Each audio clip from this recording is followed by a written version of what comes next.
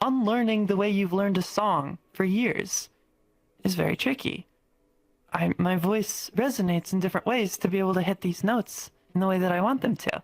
So it's basically relearning so many songs, including my own, in ways that I want people to hear them. That's been probably the most technically challenging aspect. But it's just been so freeing to sing as myself. It's interesting. It's like Starheart's a much more authentic way to sing than my IRL stuff ever was in the past. Hello, and welcome to another episode of the Sweet Talking Podcast with me, your host, Nepherti. It's good to see you again for episode 55 of the Sweet Talking Podcast. It's great to have you here. Thank you so much for tuning in and supporting my content. But before we get started with our guest this evening, I do want to encourage you to, before I encourage you, I want to say thank you to everyone who has been very supportive of my content. Those of you who have supported me on Patreon. Basically, all of my content, for the most part, gets demonetized on YouTube for music purposes. So I'm really relying on Patreon to basically keep some sort of income for what I do and what I create on YouTube. So I really appreciate any and all support, especially my Uwu and Snuggle tier members. Thank you so much for being so supportive there. I really do appreciate that very, very much. And if you're interested in supporting me, you can check out my Patreon at patreon.com/Nepherti. I don't want to spend too much time, pushing my own stuff, but that is the best way that you can support me. I'll say it again at the end of tonight's podcast. But enough with that. I really do appreciate any and all support there. It's super, super awesome if you decide to. But let's go ahead and get started with tonight's podcast. We have a lovely guest for you this evening. And before I start talking about who they are, I'd much rather have her share who she is. So we have Starheart, otherwise known as Starheart's VR. It's great to have her on the podcast tonight. I'm very much looking forward to our conversation, very much so. So thank you so much for hanging out and giving me some of your time this evening. I really do appreciate it. Thank you for having me. Yeah. This is exciting. Yeah. It's always exciting for me too. It's always great to have a conversation with someone that I haven't really had a chance to really talk to. And, to be real, I know, we haven't really met before. Exactly. Yeah. Thank you for asking me to be here. Yeah, for sure. Again, I'm just a small time streamer. I'm no one important. Even if I were someone important, I really do appreciate you taking the time. So I really appreciate that. Of course. Yeah. So I'll do a little bit of a icebreaker type thing. Typically, Sure. Yeah. I mean, I guess basically we kind of already did the icebreaker. You and I haven't really talked outside of DMs. So this is right. Yeah, so this is our first time having a face-to-face in the pixels, interaction. Yeah. Yeah. Yeah. So I know. Yeah, so it's always really I try not to do that too much, but when I have a good vibe about somebody, typically I like to just kind of jump into things. And you seem like a very, very sweet person. Not saying other people aren't very sweet, but I usually have to get a read on people. Yeah. So you seem very, very nice, and I'm very much looking forward to learning more about you, because this is very much about you. Same with you. But I know you're interviewing me today, but I might throw some questions back at you. Hey, that's talk about streaming life and VRChat and all that stuff. So I love the format. I love like long form, because a lot of interview shows get really, really they're very specific about a topic and condensed. Maybe it's 15 minutes, maybe it's 30 minutes, maximum an hour, but you do these really, really in-depth things, which is such a cool format. So I was intrigued. Thank you. Yeah. I think that's really what sets me apart. Doing these sorts of conversations, I think, is pretty difficult for the average person. So, so I think I do a service, and I provide a service to highlight really interesting people that I find interesting in the VRChat community. So that's why I love to do it. Yeah. Hell yeah.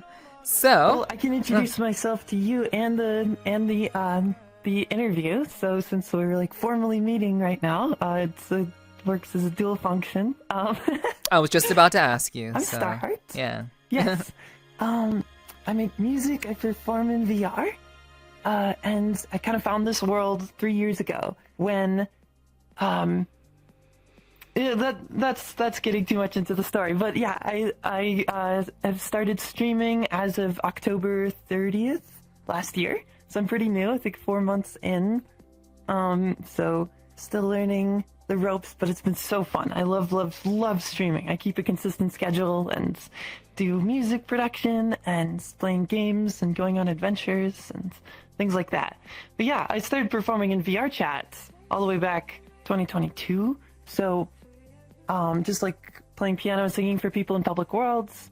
And then I discovered like there's this whole like music performance scene with like people putting on concerts, and it's not just open mics and things like that, but it's people doing full venues and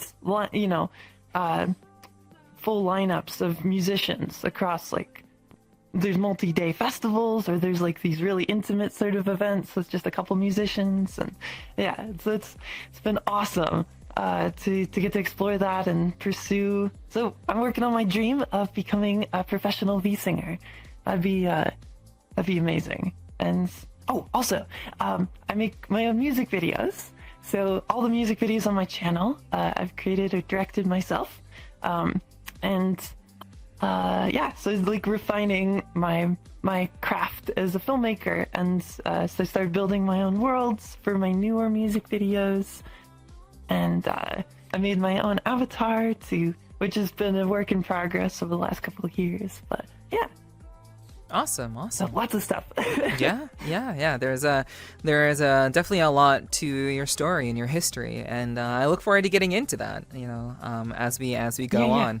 So again, just kind of keep things very, very basic and very simple for now. Sure. Yeah. How did you come up with the name Starheart? What was the inspiration for that? I love stars. I thought it was really cute, and I wanted something that kind of expresses that sort of hopeful, wistful,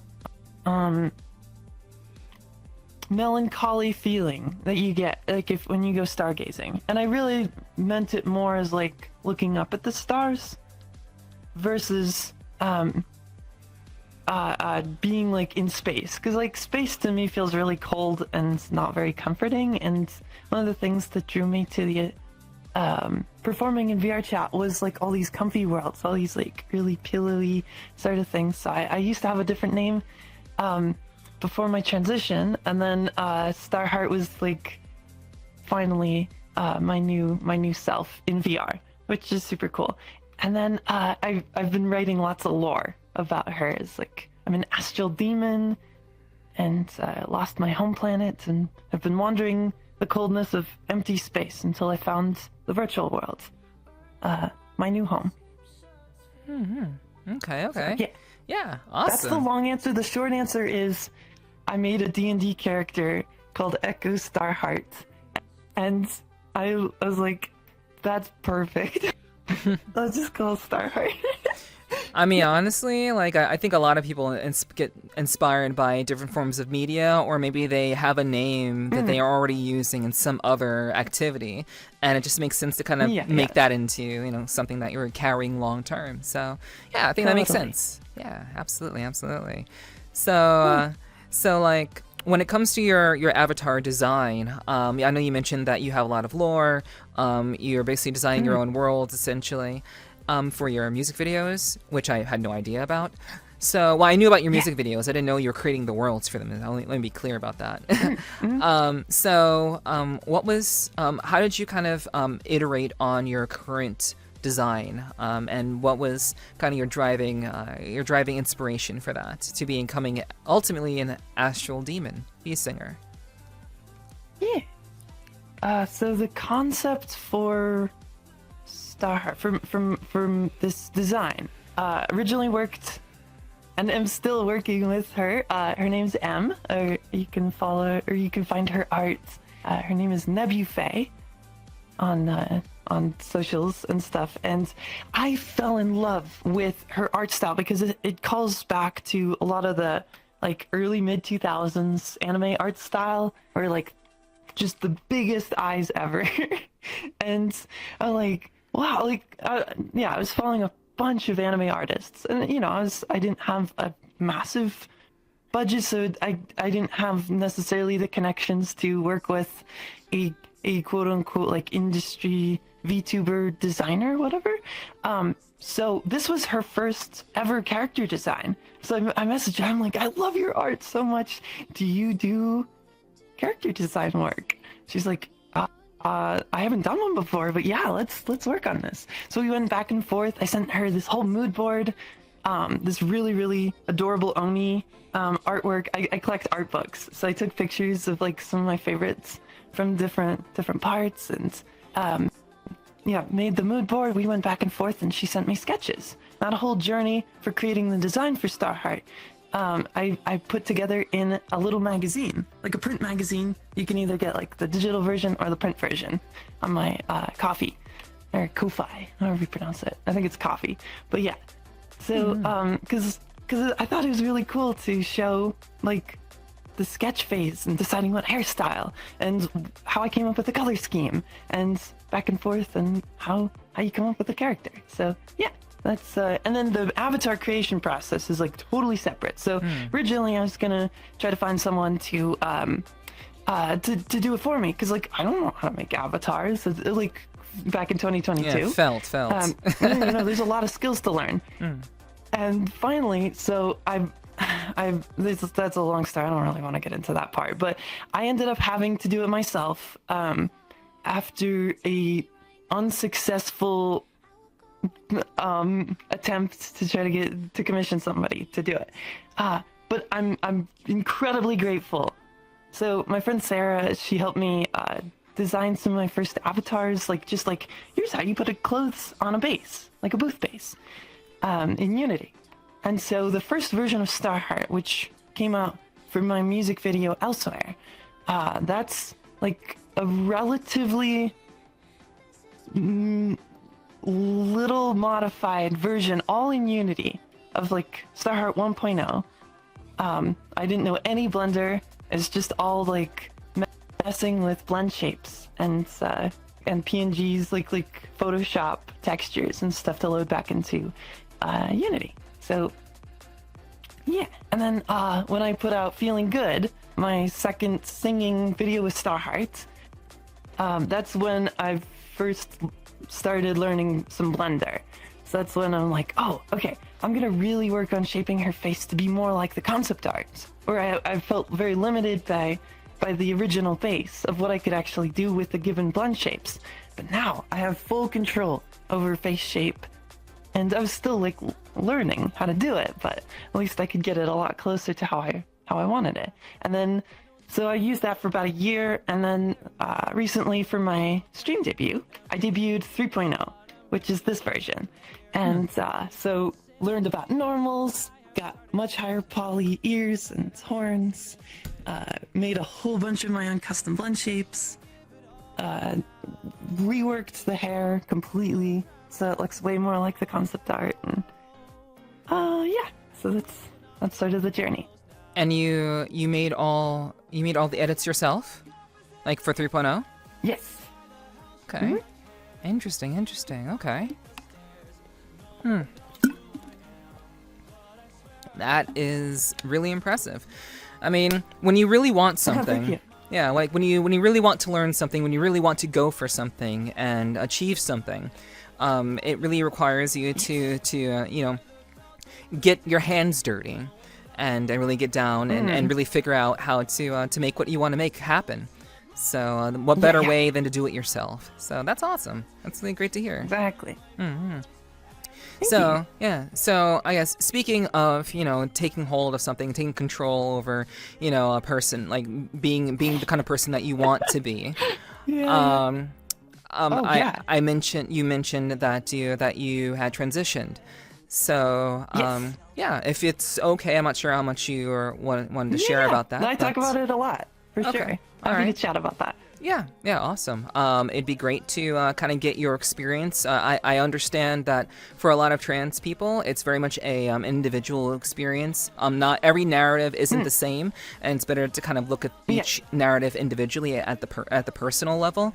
So feel free to share, like, how did you come to terms with discovering that you're trans, and kind of coming to terms with that, if there was anything that you needed to do with that. Oh gosh, yeah. Okay, so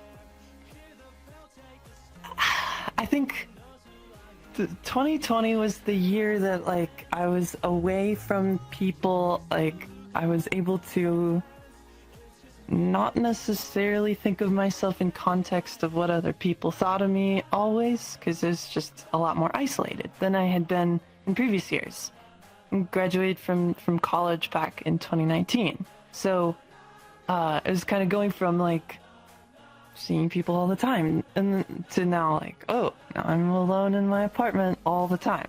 So I think that's probably the start of exploring the very, like, the leading things that eventually led me to finally uncovering, like, all these questions I've had about myself my whole life. I'm like, oh, that makes so much more sense. But yeah, so 2020 is when I got really, really into anime. And, like, I couldn't believe how beautiful it was that there's these stories that, like, I was living vicariously through these slice of life animes that I loved. Like, K-On!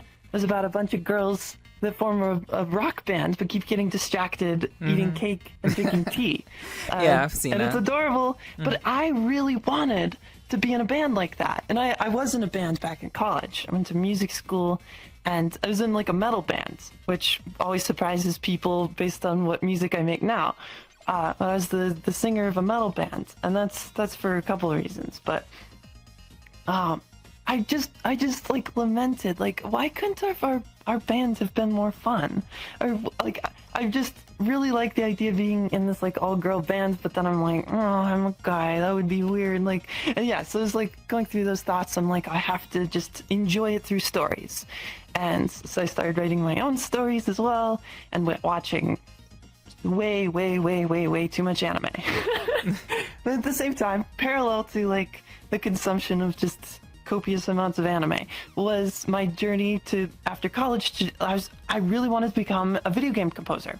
So I started working on some indie games, working with some apps and things like that, and learning little bits about audio implementation, like in Unity and ScapeMaker and things like that. So yeah, like, I felt my most authentic expression through music was through composition, because I've always had a love-hate relationship with my voice, my singing voice. And the speaking voice is also a little complicated, but definitely the singing voice. Because I'm like, people say that I'm a good singer, but I get no satisfaction personally out of singing in terms of self-expression. Like, it's very, very fun to sing for people and make them happy or whatever, but I didn't feel like it was a good way to express myself. Versus when I was composing music back then, there was no, it wasn't about me, right? You can't separate the singer from the voice, or I didn't think you could, because I think that's, like, looking back at Vocaloid, and how that gave so many people a voice where they didn't feel comfortable, or they didn't have the skills to express themselves through singing. They had Miku, or Gumi, or one of the other Vocaloid sound banks to express themselves. So I, of course, really connected with Vocaloid as well, which all those music videos led me down the rabbit hole of discovering VTubers. And then finally I found Straz's video talking about gender in VR. And I watched them, like,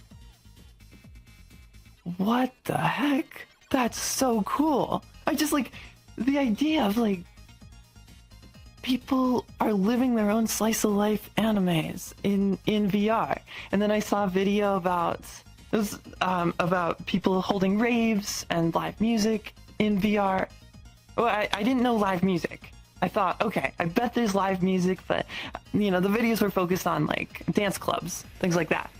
So, but yeah, just like those couple years, like 2020 to 2022 was just this explosion in my brain of like kind of like thawing the ice, I would say, on my old self in so many ways.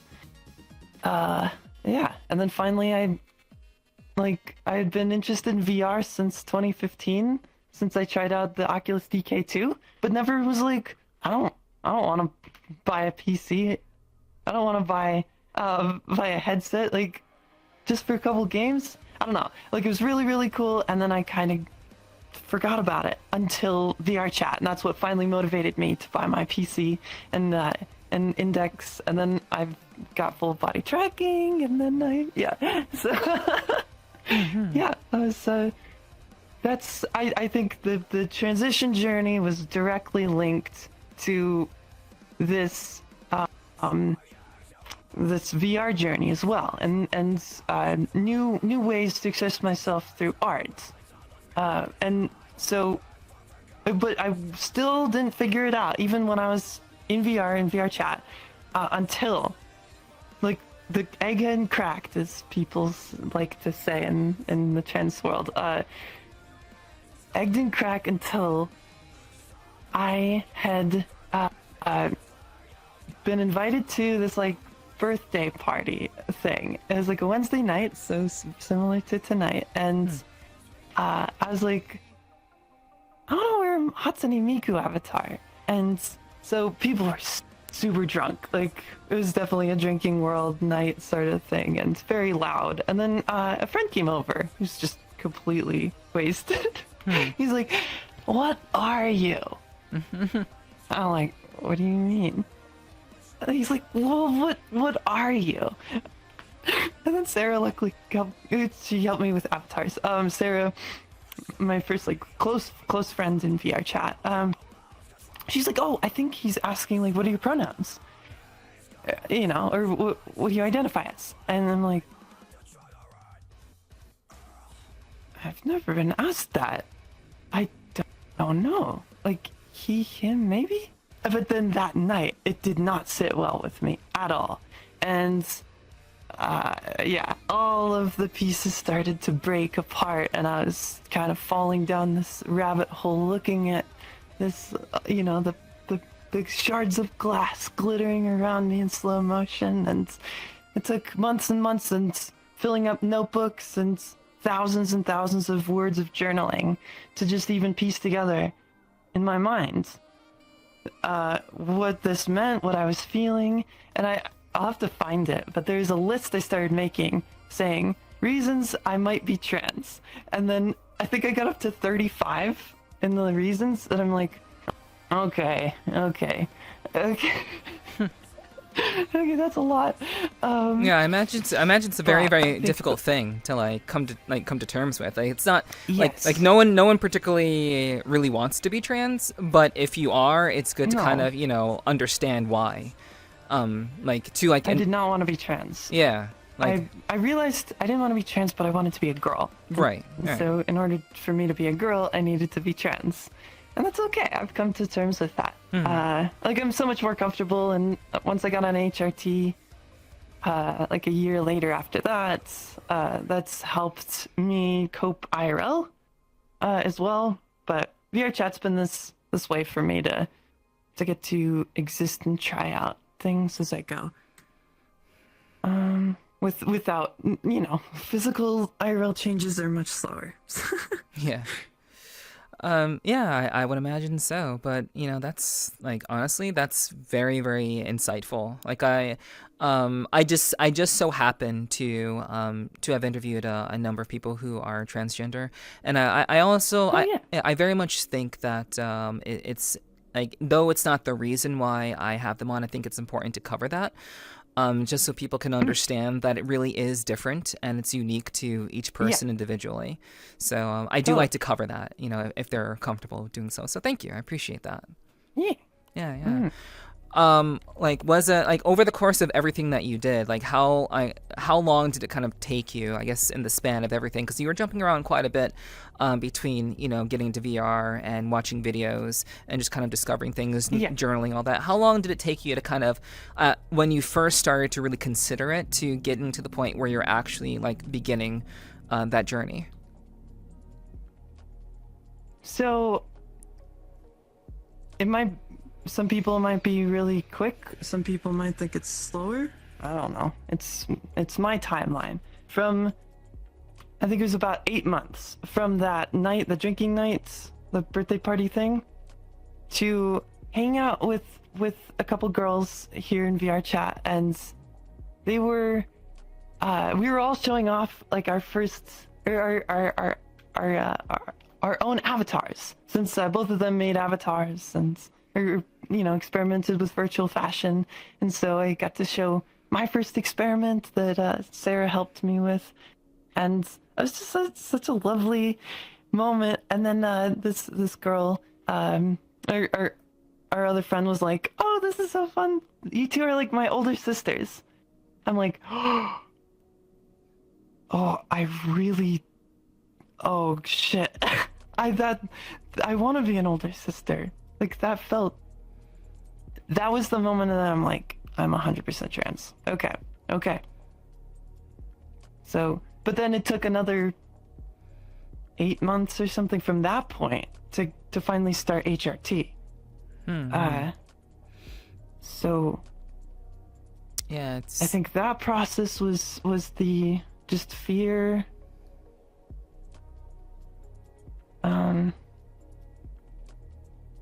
Yeah. Fear of what?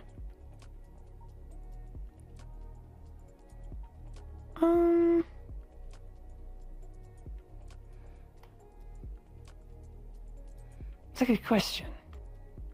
Fear that what does that mean for myself? And like, it's scary to be a different person. I had in my mind that I would be a completely different person, but through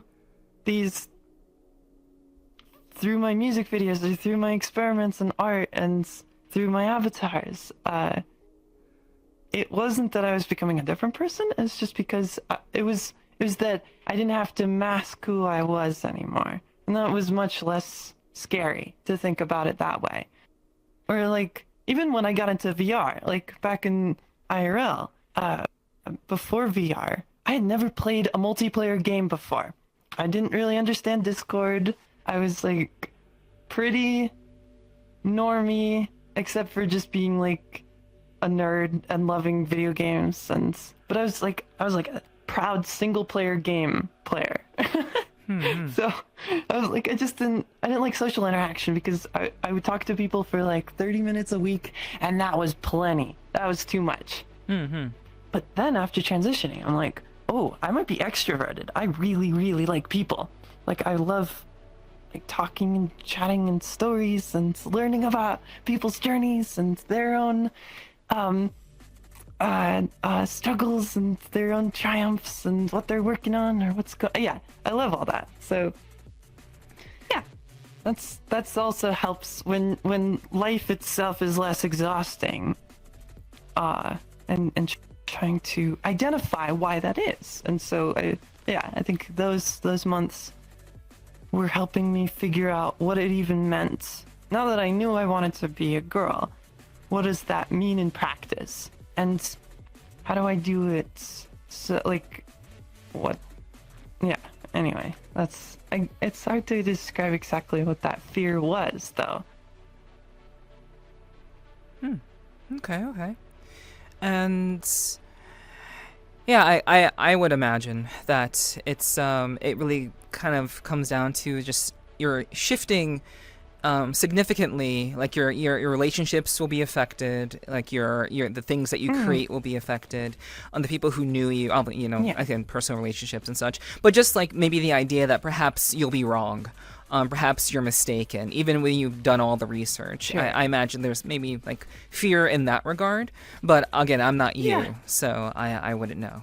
No, I think that's part of it too. It's like, oh gosh, okay. there's a lot here. There's a lot of steps. There's a lot of,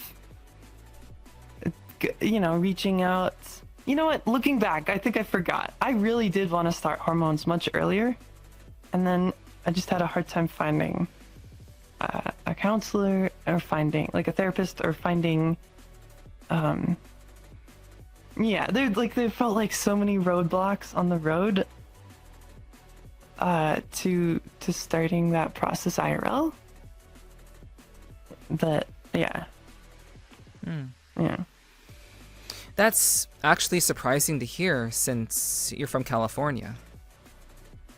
Yes, I don't think there was actually that many roadblocks. I think it was more on my side, and just mentally, of like, I didn't want to mess it up. I wanted to do it right. So I was really, really nervous that I would mess things up in some way. Like, I wanted like the full formal, I just didn't know enough. So, yeah, so much of it was just self-research and patchy. Yeah.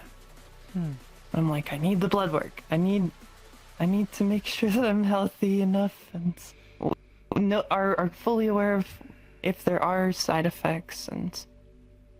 But yeah, I feel incredibly lucky. California is a very safe place to be at the moment, comparatively. Yeah. Okay. And did transitioning improve your ability to be creative? Was that helpful? Did that open your mind a little bit more? It opened my mind. It let me sing again. I had stopped singing since I left the metal band, and the metal band was this not really how I wanted to sing anyways. Like, it was fun, and I loved writing dark lyrics because I was just going through a really dark time. So having that outlet for the expression was great, but I still didn't care about singing, so I stopped completely for like 4 years.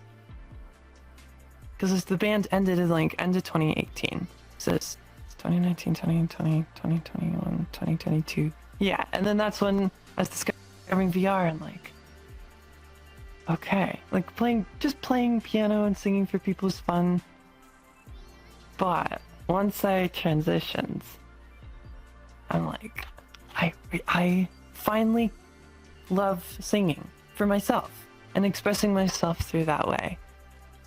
So that's been really, really cool to have that mode of expression, because I think I'm a much better singer. I'm okay. Like, I love composing still. I think I could pursue that still, and maybe one day pay the bills with that, because I was getting paid gigs. I just didn't have the hustle to get enough paid gigs to pay the bills. Working as like a corporate video editor as well on the side, or for the thing that paid the bills. But yeah, once I got in VR, I'm like, I need to be a VTuber. Like, this structure, I get to be an anime girl, I can sing for people, I can put on virtual concerts, and then in this 3D format, I could be like Hatsune Miku as well. Not just like 2D VTubers who are limited to very specific movements and art and backgrounds, but no, we're in like a 3-dimensional space. We get to share this space with other people in real time. And if I can sing for people and all that stuff, it's really cool. So, yeah. Yeah, I mean, I can definitely relate to that myself. Like with getting into VRChat and just kind of understanding immediately that there's like incredible amount of potential here, and that was within like 2 or 3 logins of VRChat for me to understand that. So like you had to jump in and start singing and performing for people.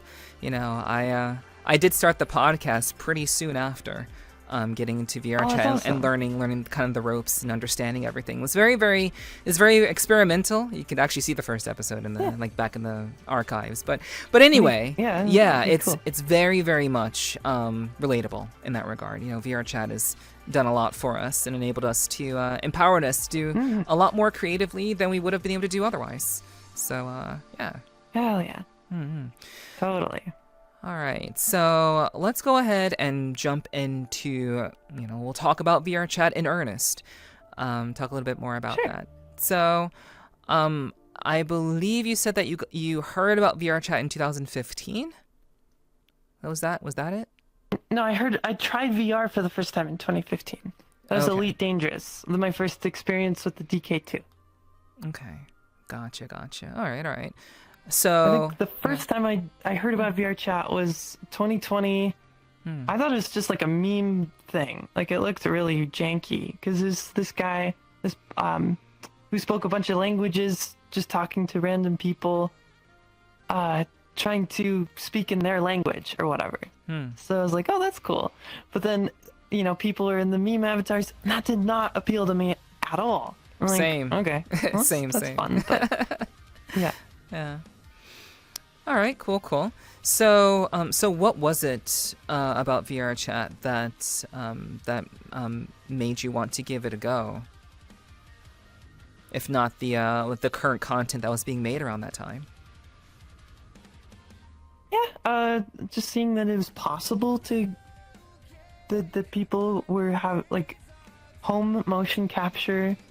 First of all, was possible because I've always been interested in that sort of technology in movies. Just watching all the behind the scenes documentaries about Lord of the Rings and seeing Andy Serkis and motion capture has always been really interesting to me, and the animation is obviously super interesting to me as well. Some of my movies, most of my favorite movies are animated, so yeah. And then seeing that, okay, if it's possible that DJs are putting on live real-time concerts with 80 people dancing together, then I think I can sing for people live. Like, I thought we were 10 years away. And I just wanted to be a part of that. And not only that, I think something that really drew me to VRChat specifically was this Wild West internet vibe.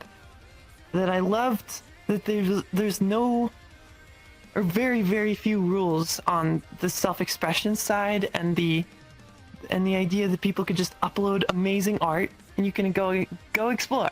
There wasn't this highly corporatized, ticketed, gatekeeped, garden walls aspect about what you could do with the platform, right? You dream it, you can make it.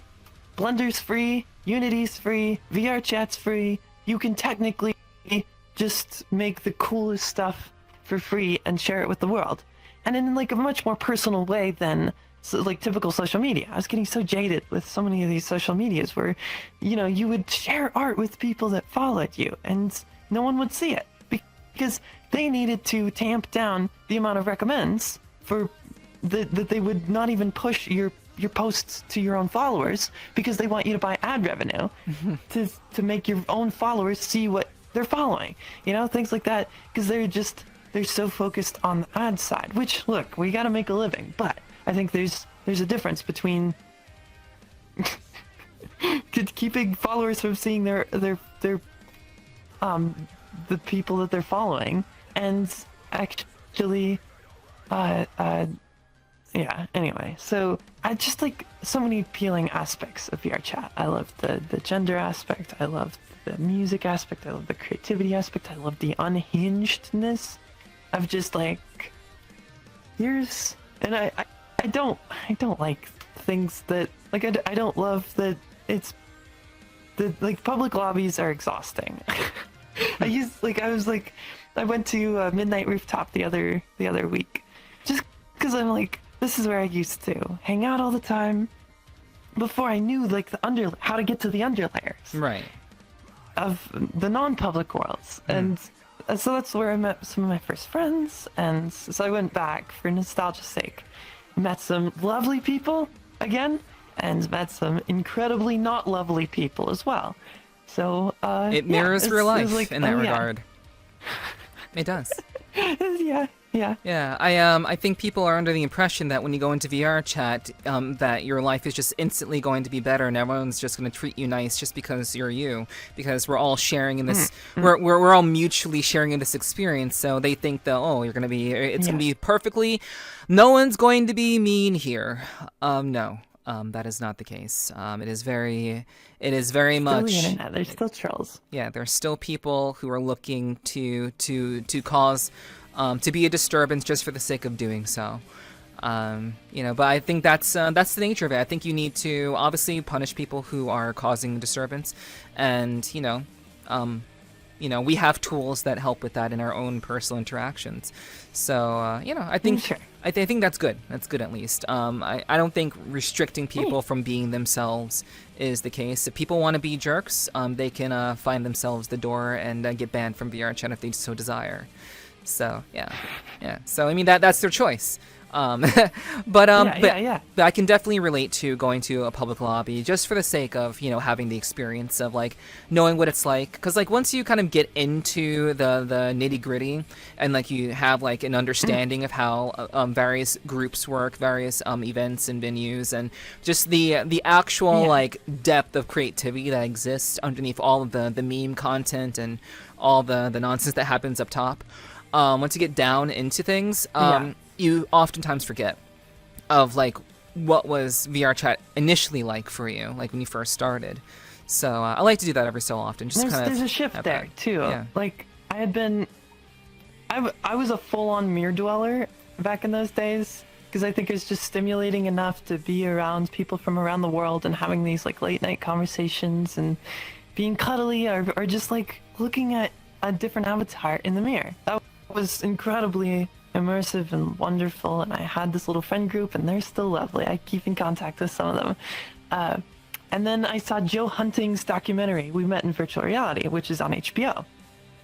And which is crazy because Joe's become a good friend here, and after Raindance, and of course, this last year. So, which is wild. But yeah, seeing his documentary, like, people are having much more in-depth lives here than I thought, than just my own experience. I really, really wished, like, I was ready to seek that out. I'm like, okay, I don't think I'm getting enough from mirror dwelling only now, or just world hopping and stuff. I really want to see, like, making close friends that I connect with on a creative level and artistic level, and so after that, I just got out of my comfort zone a lot more. Went to a lot more clubs. Went to a lot of different places, which is really, really fun to meet people that were more, I guess, active or more. It's hard to describe the difference. Ambition, purpose. Yeah, a little bit more ambitious, a little bit more.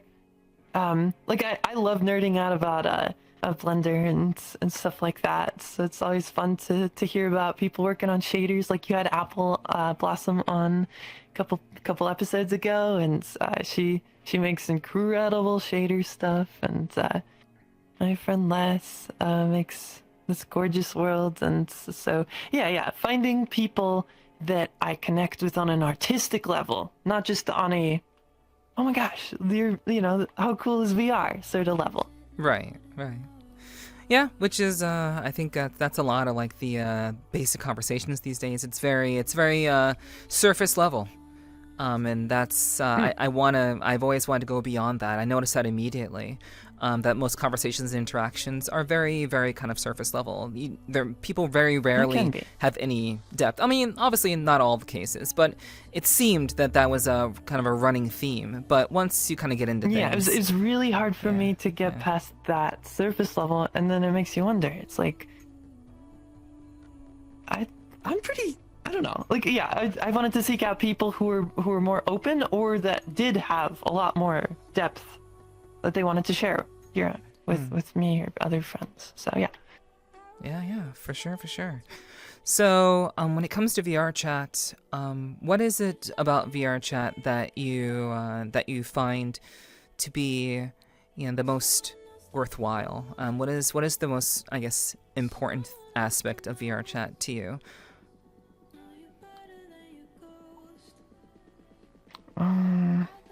It's a good question. The freedom of expression in terms of, I love seeing people's individuality, but also I love seeing communities through that common ground in individual expression. So I love that there's specific clubs catered to people that have a very specific music taste, or very like have a certain vibe. I love that there's groups that just like love world hopping and exploring and adventuring, and I love that there's people who get really deep into the virtual fashion world, and which I've fallen into a little bit. That I love fashion, actually. It's really fun. And I love within these parts, there's always individual voices that have something to share, that everyone's like, yes, that's what I've been trying to, and then it inspires someone else. Like I'm part of the filmmaker scene, and seeing people, like I went to a little film festival back in I guess it was 2023, and it's like one of the first filmmaker meetups, like VRChat filmmaker meetups, and people are screening their films, and I watched, and I'm like, oh, I could totally do that. Like that looks so fun. Because I'm making videos, and I used to be a corporate, or I still was a corporate video editor at that point. I'm like, I can make VRChat films. That'd be awesome. But I loved, like, not like I had been making videos, but they took a much more narrative approach, and much more I love the feeling of sitting in a theater and being swept away to another world. That makes me really happy. So kind of rekindling an old love of cinema, and because I completely fell out of love with movies. Honestly, after the Star Wars sequels, I think a lot of the magic of movies was lost for me. Because originally, before video games, I was gonna go into making music for film. Because I grew up with a lot of these movies that really inspired me, and felt like these very cohesive visions of art that happened to have enormous budgets. But I felt like so much of the art was preserved or given care to, and so much of modern entertainment, games, movies, mainstream stuff, just doesn't have the same, isn't given the same care to it, whether it's risks in terms of stories, whether it's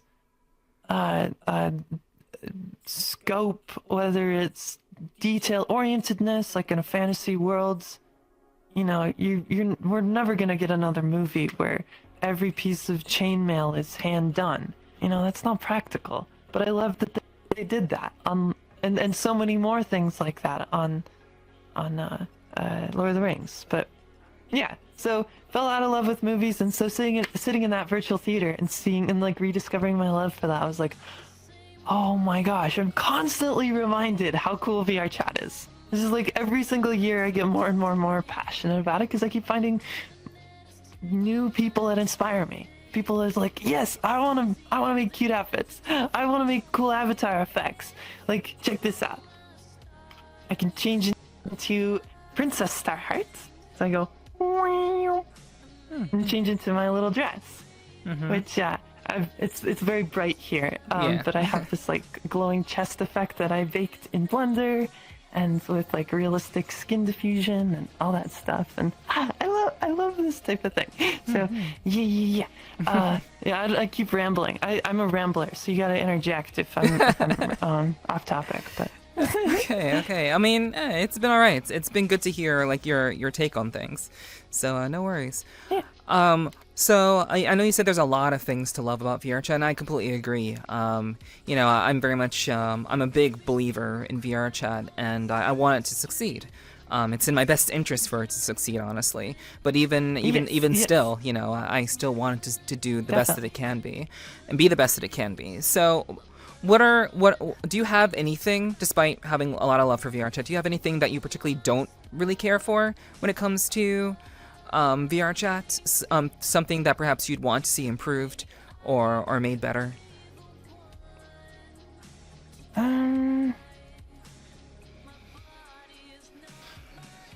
Oh gosh.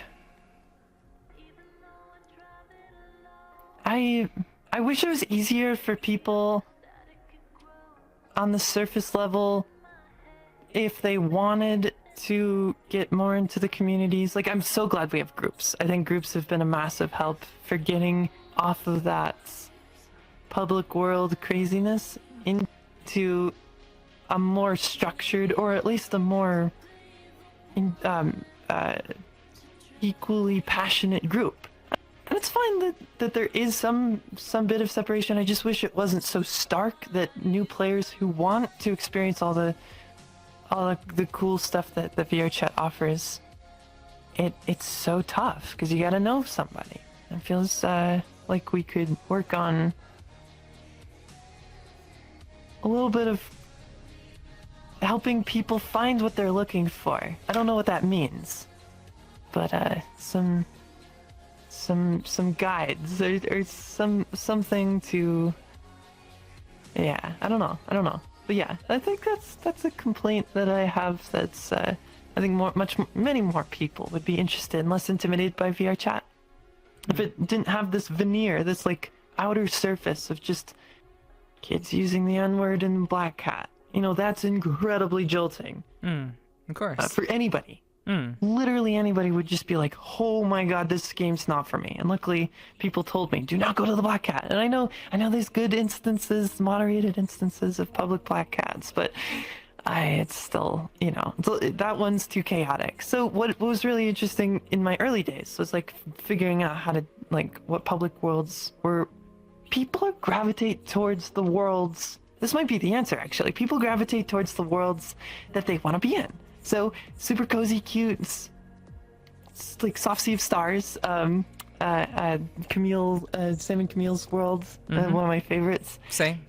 I had so much more luck playing piano, like my soft, jazzy piano, and singing for people in that world versus like a chaotic other type of public world, because people were already going there for a specific mood, and like I didn't want to impose my music on people. Like, it's fine if people mute me or whatever, but so I wanted to just like find a little corner, play, and then be far enough away from little groups talking or whatever that if people want to venture over and come over and listen, then they could. So that's how I approached it back in those days. And I think so if there's ways to make it easier for people to find a greater diversity of worlds, like PC Spotlight or like Spotlight should rotate out. I think there should be much more worlds actually showcased, maybe even communities spotlighted, very very curated communities spotlight. I don't know, something like that might help people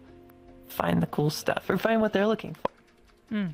I mean, I think people generally don't really know what they're looking for until they've spent some time in VRChat to begin with. I think a lot of people need some time to kind of figure things out, and just by chance too, usually they'll meet somebody that maybe knows somebody, or they'll just continue to stay there. I mean, I think there are plenty of people who continue to just stay in those Black Cat instances, those drinking night instances, and they just do that. That's their VRChat experience.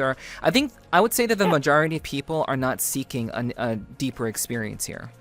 There are some, but I do think that we're kind of we're a minority in that regard.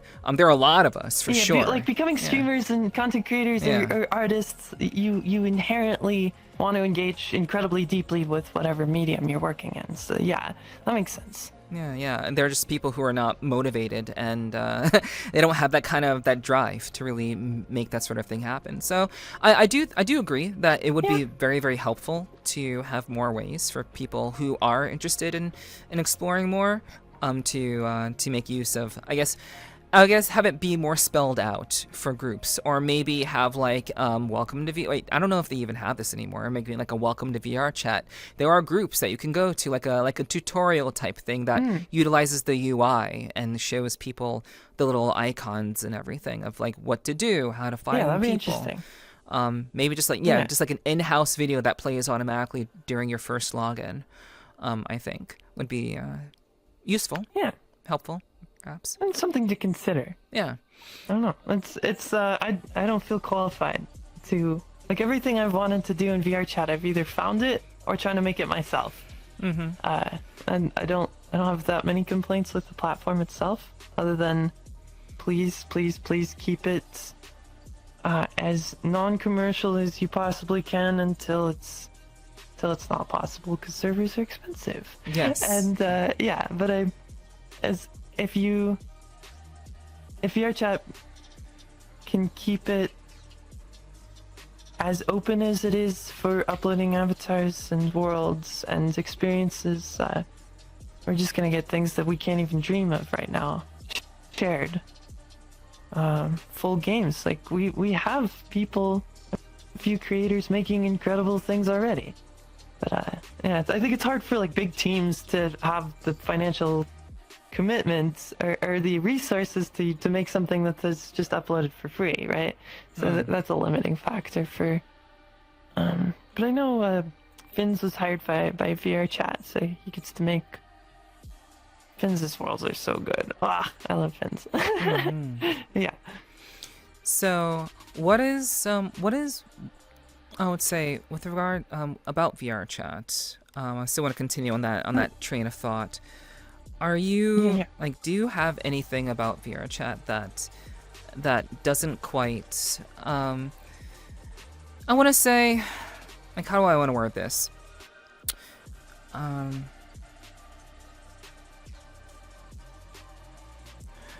What would you say to someone who has had a bad experience with VRChat in the past?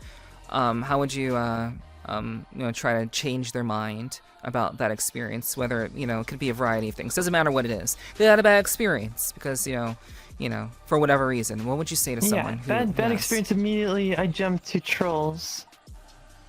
Because it is what you make it, right? If you're single player, you just go to private worlds, your own private worlds, and don't have any friends yet. You can see all this beautiful art that people upload, but the core of VRChat is making friends and meeting other people. So it's so dependent on who you meet, and that's. Yeah, so like the majority of experiences, there are people that have shared that's like, oh, went into VRChat, was not for me, or that type of thing. I mean, it depends. Like, I don't know that many people who've had awful experiences in VRChat to the point that they stop playing. Maybe I'm naive, or maybe I'm just don't know. I don't know. If you don't know, that's okay. Yeah.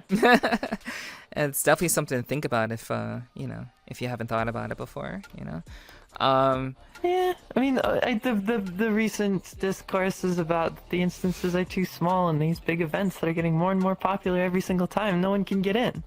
You're just True. trying to. You're sitting in a queue, with double the number of people in the queue that can fit in the instance. So I wish.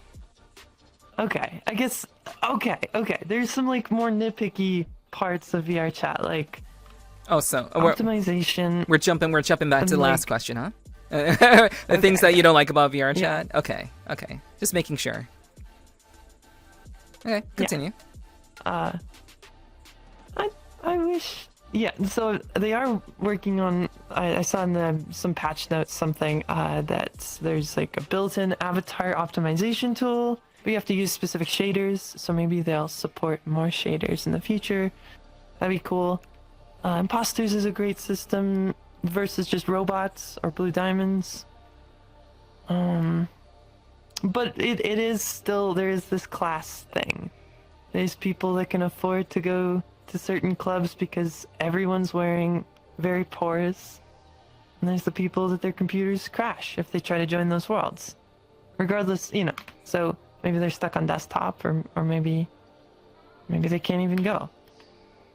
Because the VRAM usage is ridiculously high. So I think some optimization in specific instances, like if they give us the option to be like enforced medium plus other than whitelisted people or whatever, if you have someone that has cool avatar effects for their performance or things like that, I mean that could be something. But also you're like, I don't, the counter argument is you don't want people that it's so hard to learn all this stuff, Blender Unity optimization, like it's taken me a couple of years to get to where I am with it, and or 3 years really, where some people are like, I don't have time to learn that, and it's hard to rely on other people to do that for you. So I get why people are like, they have their avatar that they love, but then if this club doesn't allow them in, it feels exclusionary, even though it's in this other way, it's exclusionary to people who can't afford a good enough computer to go to the club, right? It's a tough balance. Yeah. It's that's why nothing is as black and white as many people try to make it. It's important. It's important to think of things from both sides, not just from one's personal side. It's great. That's great. I'm glad that you have that kind of mindset about it. Totally. Yeah. What is to what degree do you consider VRChat a second life for you personally, if at all? It's my first life. Okay. I don't feel like I exist outside, really. Like I'm starting to meet more people outside VRChat, but my whole life revolves around VR and the VTuber community, and like I'm not as interested on the tech side. Like the tech is just, to me, they're cool tools. Like I eventually want to get good face tracking, like a good face tracking headset.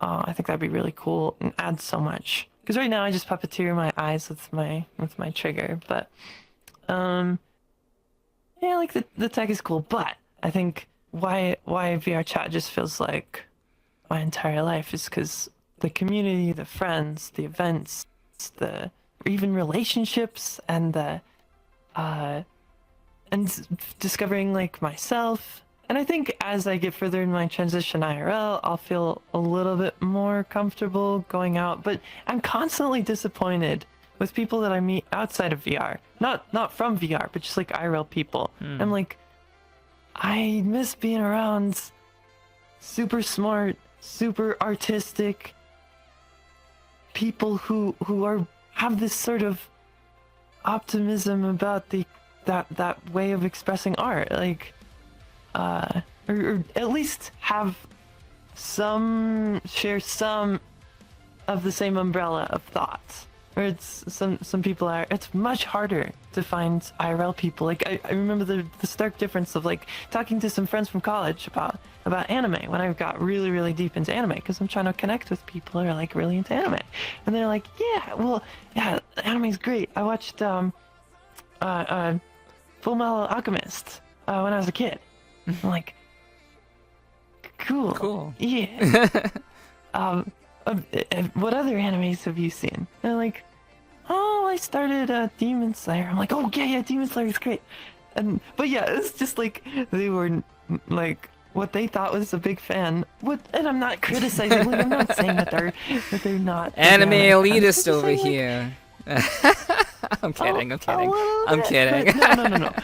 No, oh my god, I got into this massive argument with this girl who actually is super into anime, but we share zero common interests in our genres. Like, I like the cuter the better, the slice of life stuff, because a lot of it was like I was living vicariously, and some action, some yuri, some a little like some shonen and some shoujo, but yeah, what I really like, she loved the horror. She loved like really dark stories, really violent, just really intense anime. And I'm like, I don't like horror at all. So we got into so many fun discussions about just like she loves an anime that I really didn't like, and I loved one. Like, I love this movie called Belle, which was made by the same director as Summer Wars. It's about this girl who loses her voice after her mom dies, and like her singing voice.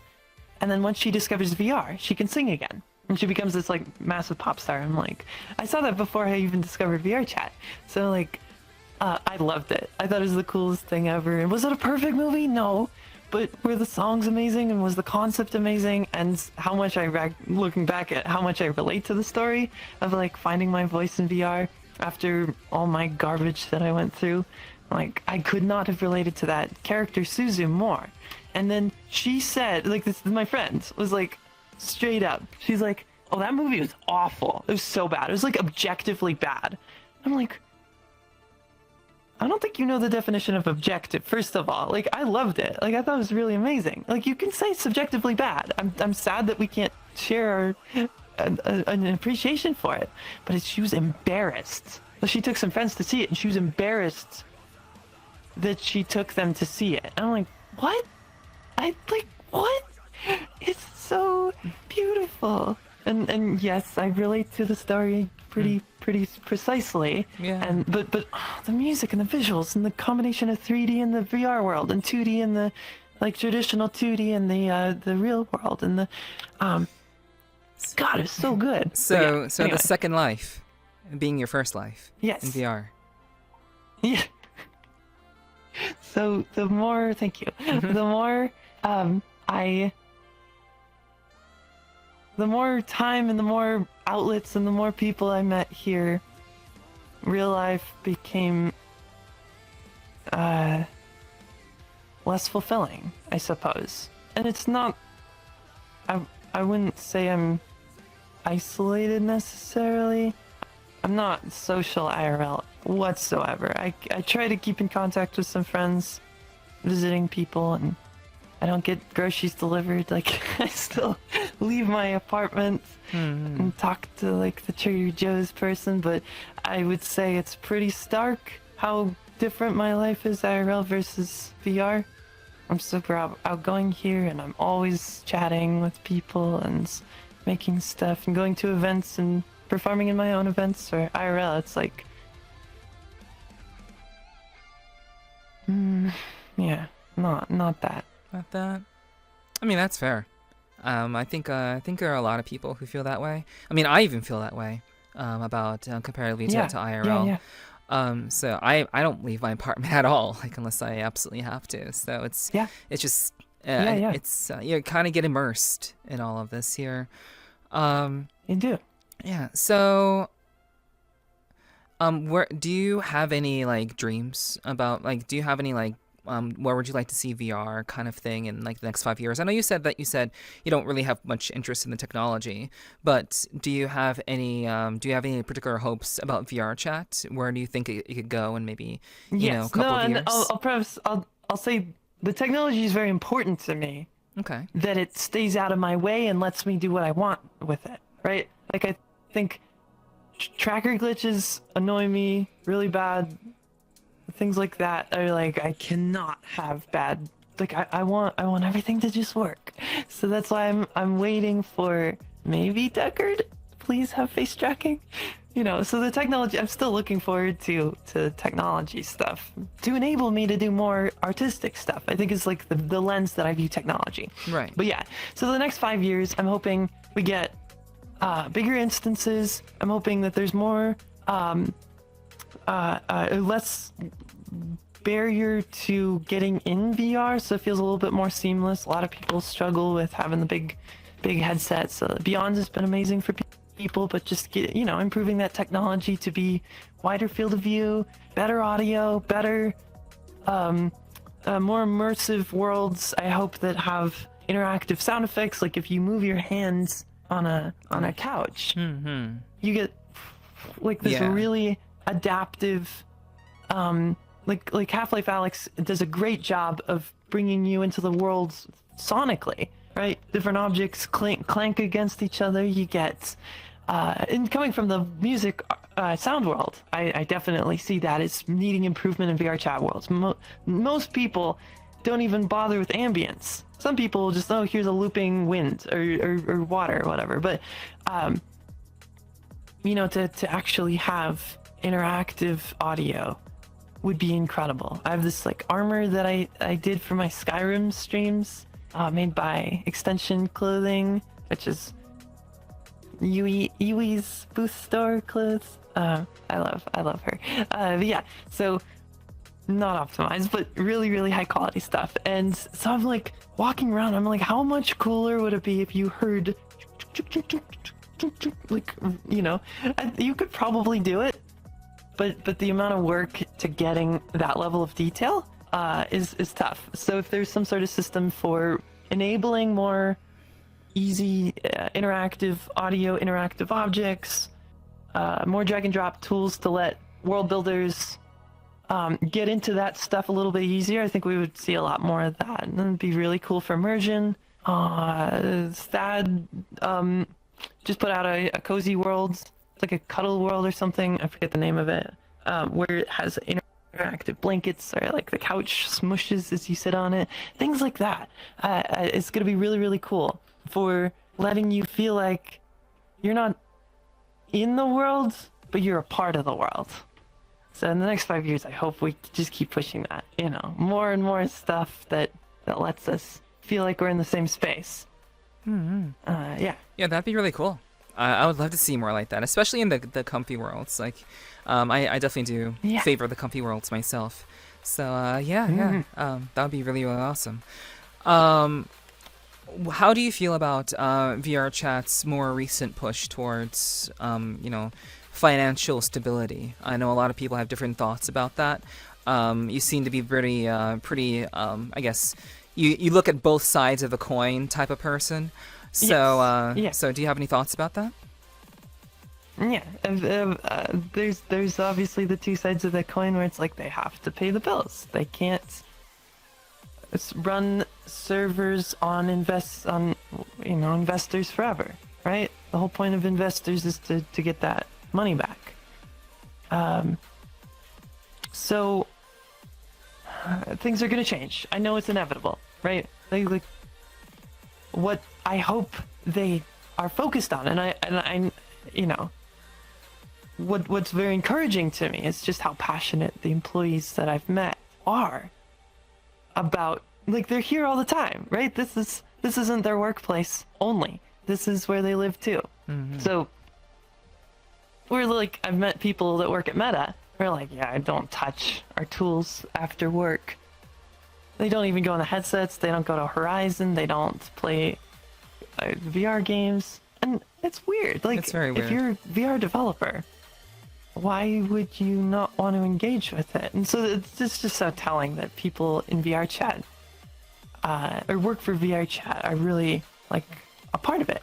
So that's encouraging, and that makes me think that whatever financial incentives that they do introduce, whether it's, oh, we're going to roll out beta for age verification for VRChat Plus users first, and try to incentivize more people to get that, pick that up before it's available for everybody. Or things like Prince. Prince is so good. I love Prince. Yeah, like, they're really great. We're not Resonite. We don't have a way to share files, which is probably good from a security point of view. But it makes it hard to, like, sharing pictures is such a genius use of that. So I love Prince. Emoji, like those emoji stands, those are fun. Some people hate the stickers going around, but if you're the world creator, just disable stickers. Yeah. So those are very encouraging, and I think I'm not opposed. Like I talked earlier about, like, I love that there's non-ticketed events, and like everything's just like, oh, here, come for free and get this crazy experience. But I think we will eventually see either subscription events where you'll have to be a part of the group's subscription model to be able to attend a certain group's events, or individual creators, which is like sort of like Patreon areas for different worlds that I know some people do, and now VRChat or whatever the internal currency. I think that's there'll probably be more expansions on that, and I wouldn't be. I know. I'm probably gonna get some flack for saying it. As an artist, though, if I had the ability to have either subscription or ticketed thing, that would incentivize me to work like insanely hard on the coolest live show possible. You know, getting outfit changes, getting like custom stage, custom effects, a custom even journey. It's not even on a stage, right? Each song takes place in a different location, and you're exploring this jungle or something, and then you get on the airplane to go to the thing, and like make it worth people's time. Whereas a couple hours, you know, this whole thing. I could see that being something I could do in the future, but you can, you know, feel free to get mad at me for even suggesting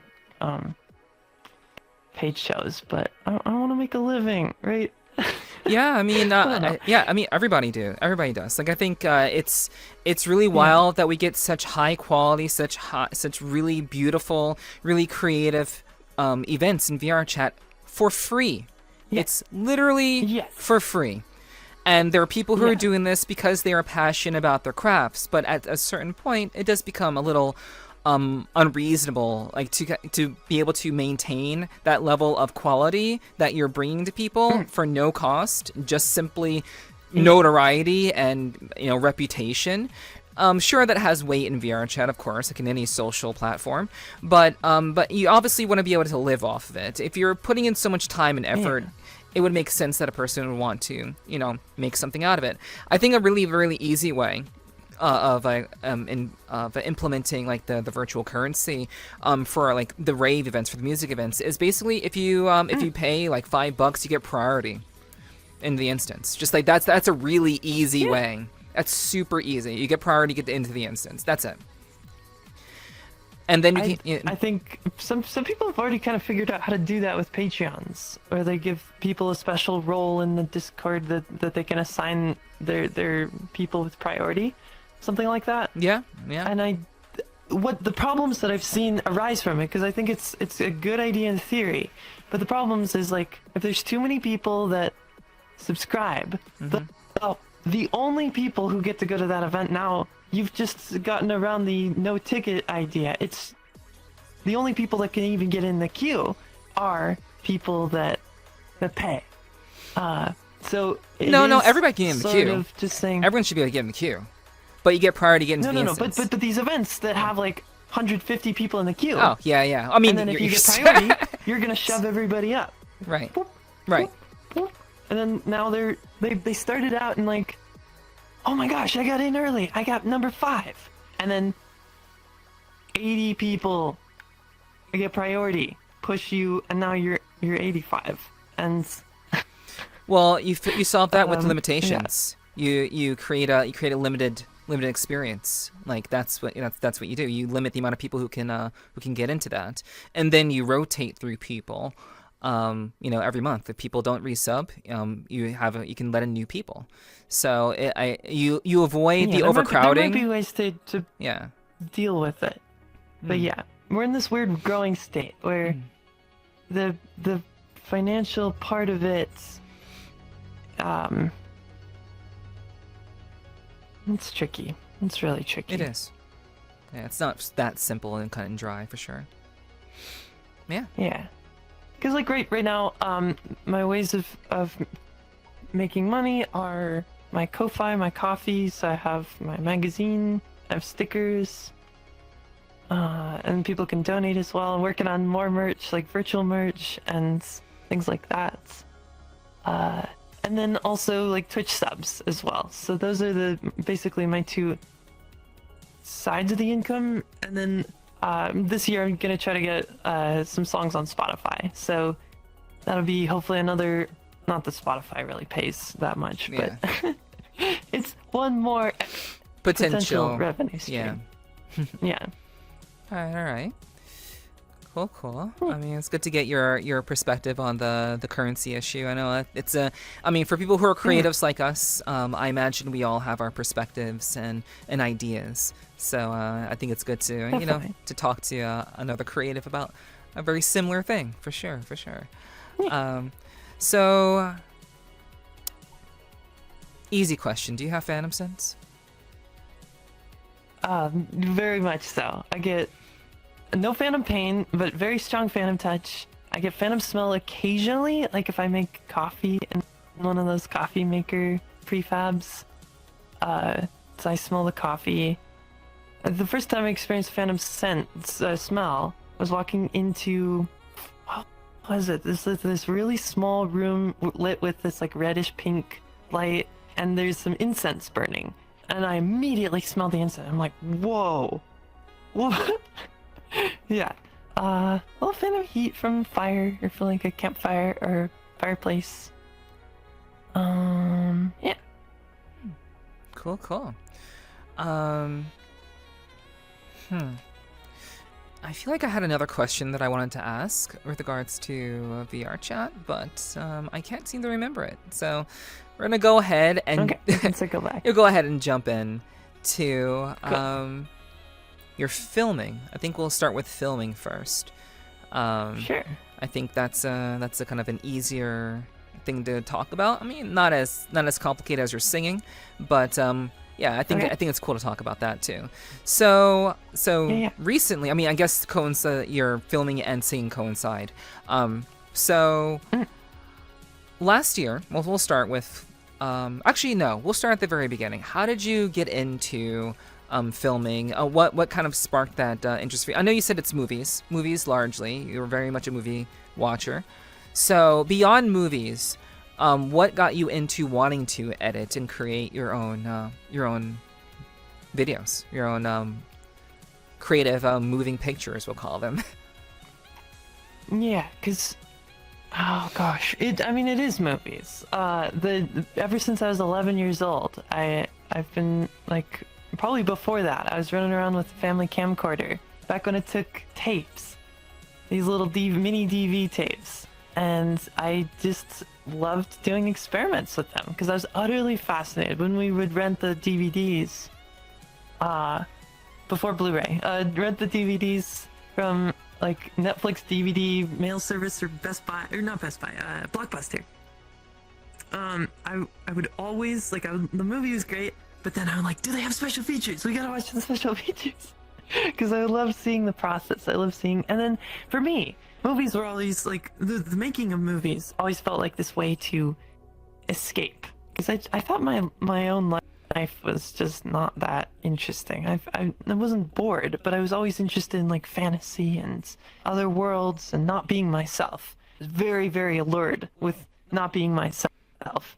So getting to be on a movie set felt like this like fantasy that I get to live out. And I'm like, I'm get to make this whole world. And the more I learned about filmmaking, I'm like, oh, I actually love this whole process. I love the technology. I love the storytelling process. I love, that you spend a year building this crazy thing just to, have it be this little 10-second clip on your final project. But yeah, so running around with the camcorders, I did stop motion, like little Lego stop motion and clay stop motion videos by starting and stopping the camcorder, and then run over, move it.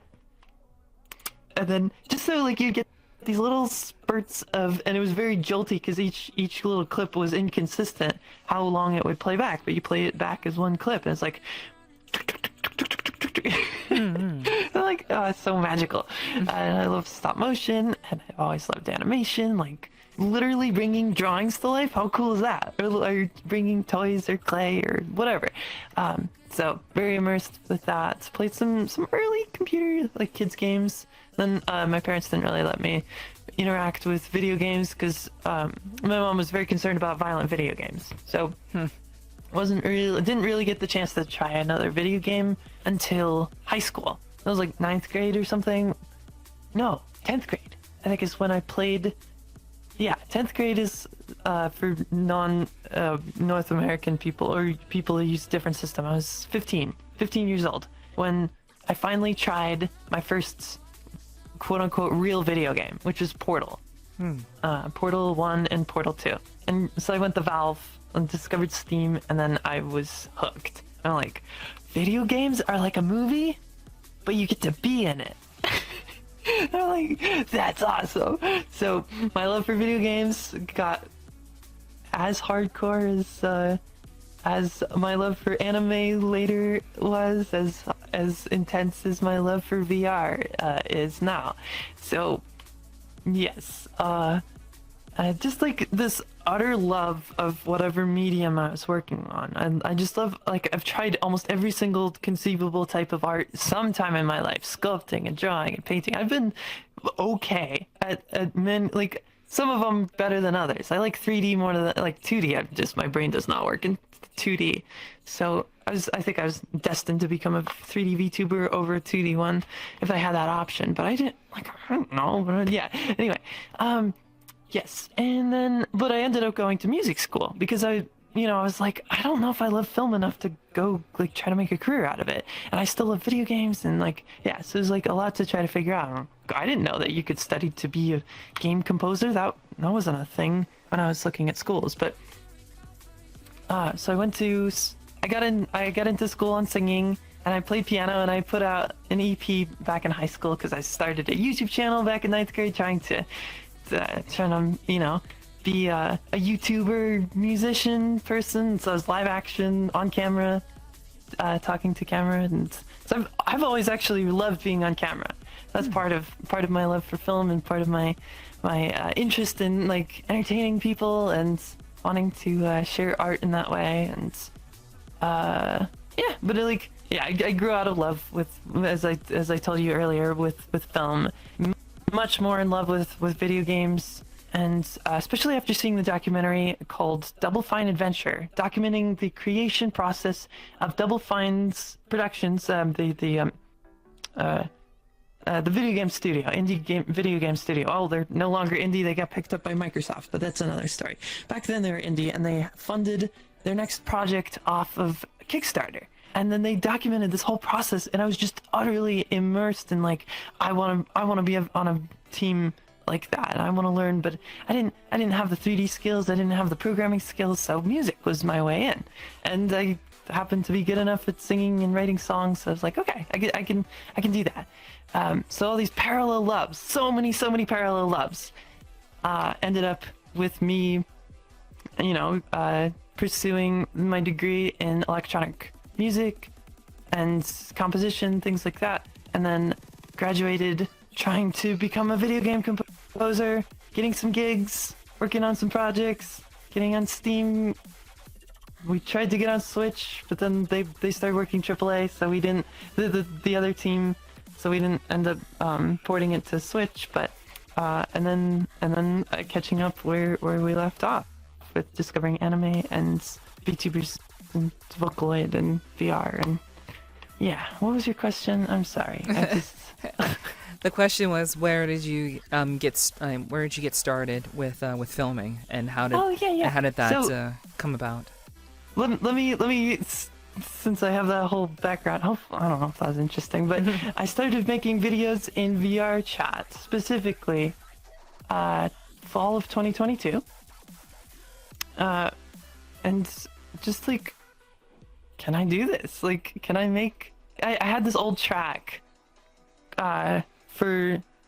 it's like this, I think I just called it Spooky Chiptune, that I was just sitting on my hard drive. I'm like, I can't use this for a game. Let me just see if I can make something for it. And so I filmed in these, like, Halloween worlds, and I'm like, let me just put out a silly Halloween video of me, like, dancing and filming different parts, and we'll edit it together into this fun little video. And I posted it, and people, like, my little friend group at the time really enjoyed it, and I had a blast. I'm like, that was so fun. And so Halloween, and then I had this other track that I was just sitting on called Digital Bubble Bath, which I still really like the concept that I came up with, because back like 4 years before, when I was still, I had, like, written an earlier version of that track, like, less well produced version of it. And it was just, oh, I like this. I mean, I had this whole picture of this girl, like, in this sci-fi world, sort of falling asleep and going on this surreal adventure as the song progresses. And it's like she's trying to escape this dark cyberpunk world that she lives in, and then she sits up and she's back in the real world. Was the concept through the water and the fish. And so that was just me, like, hopping around a bunch of cool VRChat videos, trying to make my version that I could at the time of that concept. and I'm really, really proud of that song. So it wasn't until I guess the Halloween video was, or sorry, the Christmas cover was it was Unaware. So I met my friend Jaden Reyes. Hey Jaden, if you're watching, through a mutual friend that we went to see a concert called Jazz in VR, which were these Japanese musicians who played live jazz from their living rooms, all synced up together. Like live. I didn't know that was possible in Japan either. I'm like, what? How does that work? But they played a jazz concert, and I got to see Naku there for the first time, and one more person. I'm trying to remember who they were, but yeah. So that was just like an incredibly mind-blowing experience, and my first like real window into sort of the more artsy, the more serious, super ambitious community here in VRChat. So I didn't meet Naku that night. I met I was clicking on people's profiles. I'm like, oh, these people seem really cool. Clicked on Jaden's profile and he's like videographer in the description. I'm like, oh, sick. Okay, so he helped me film my Unaware video because I wanted to just do like a live take playing Unaware in like a cover song in Spirits of the Sea, one of my favorite worlds back then. And so I just got a couple static shots as I was playing, and he did all the drones, like the moving shots. I edited it together, and it was by far my most popular video up until that point. I'm like, okay, I really do have to sing. I love singing so much. I want to do more singing music videos, and so I just filmed a little Christmas thing because I wanted to try to keep up a little bit of a schedule, but I was also really burned out because this was also during my early days of like the final admitting to myself that I'm trans thing, and so I'm just like, okay, this is a lot to balance. Yeah. And then I started work on Starheart, my first version of Starheart, and that was all the work leading up to Elsewhere, which is in March, April, something like that. Okay. So, yeah, I mean, that was very, very insightful. There's a lot of information there, a lot of stories that kind of led up to, and kind of like took you on that journey of becoming a videographer in your own right. It sounds like. So, yes. Yeah. So, what is a technique that you really struggled to learn, but you've actually learned it, and now you kind of employ it in your own way? Like, it's kind of as maybe it's a style that you saw from someone else and you implement it in your own, or maybe it's something that you figured out that you wanted to learn, and now it's kind of your own signature thing. So is there a certain technique that you've used that you now employ that kind of shows people, oh, this is a Starheart video type of thing? I like changing it up every single video, like in terms of the style and the like. No video I've made is at all similar to any other video I've made. So that's been a joy. Filming technique, I think something that I've really been captivated by is non-moving cameras, which sounds funny because we have like the coolest tools for dollying and for drone shots, but I kind of got a little bored. I'm like, not every single video needs to be a Red Bull commercial. Not every single video needs the most crazy epic drone shot imaginable. Like, it should serve the story. And when I did I Still Love You, I think that was a movie or a music video born out of limitations. I'm like, I'm not gonna move the camera except for twice, and they need to be incredibly realistic dolly shots, because I want to limit myself in that way. I want to, like, everyone goes widescreen, I want to do the opposite. I want to do 4:3, like an old episode of The Twilight Zone in like 1960.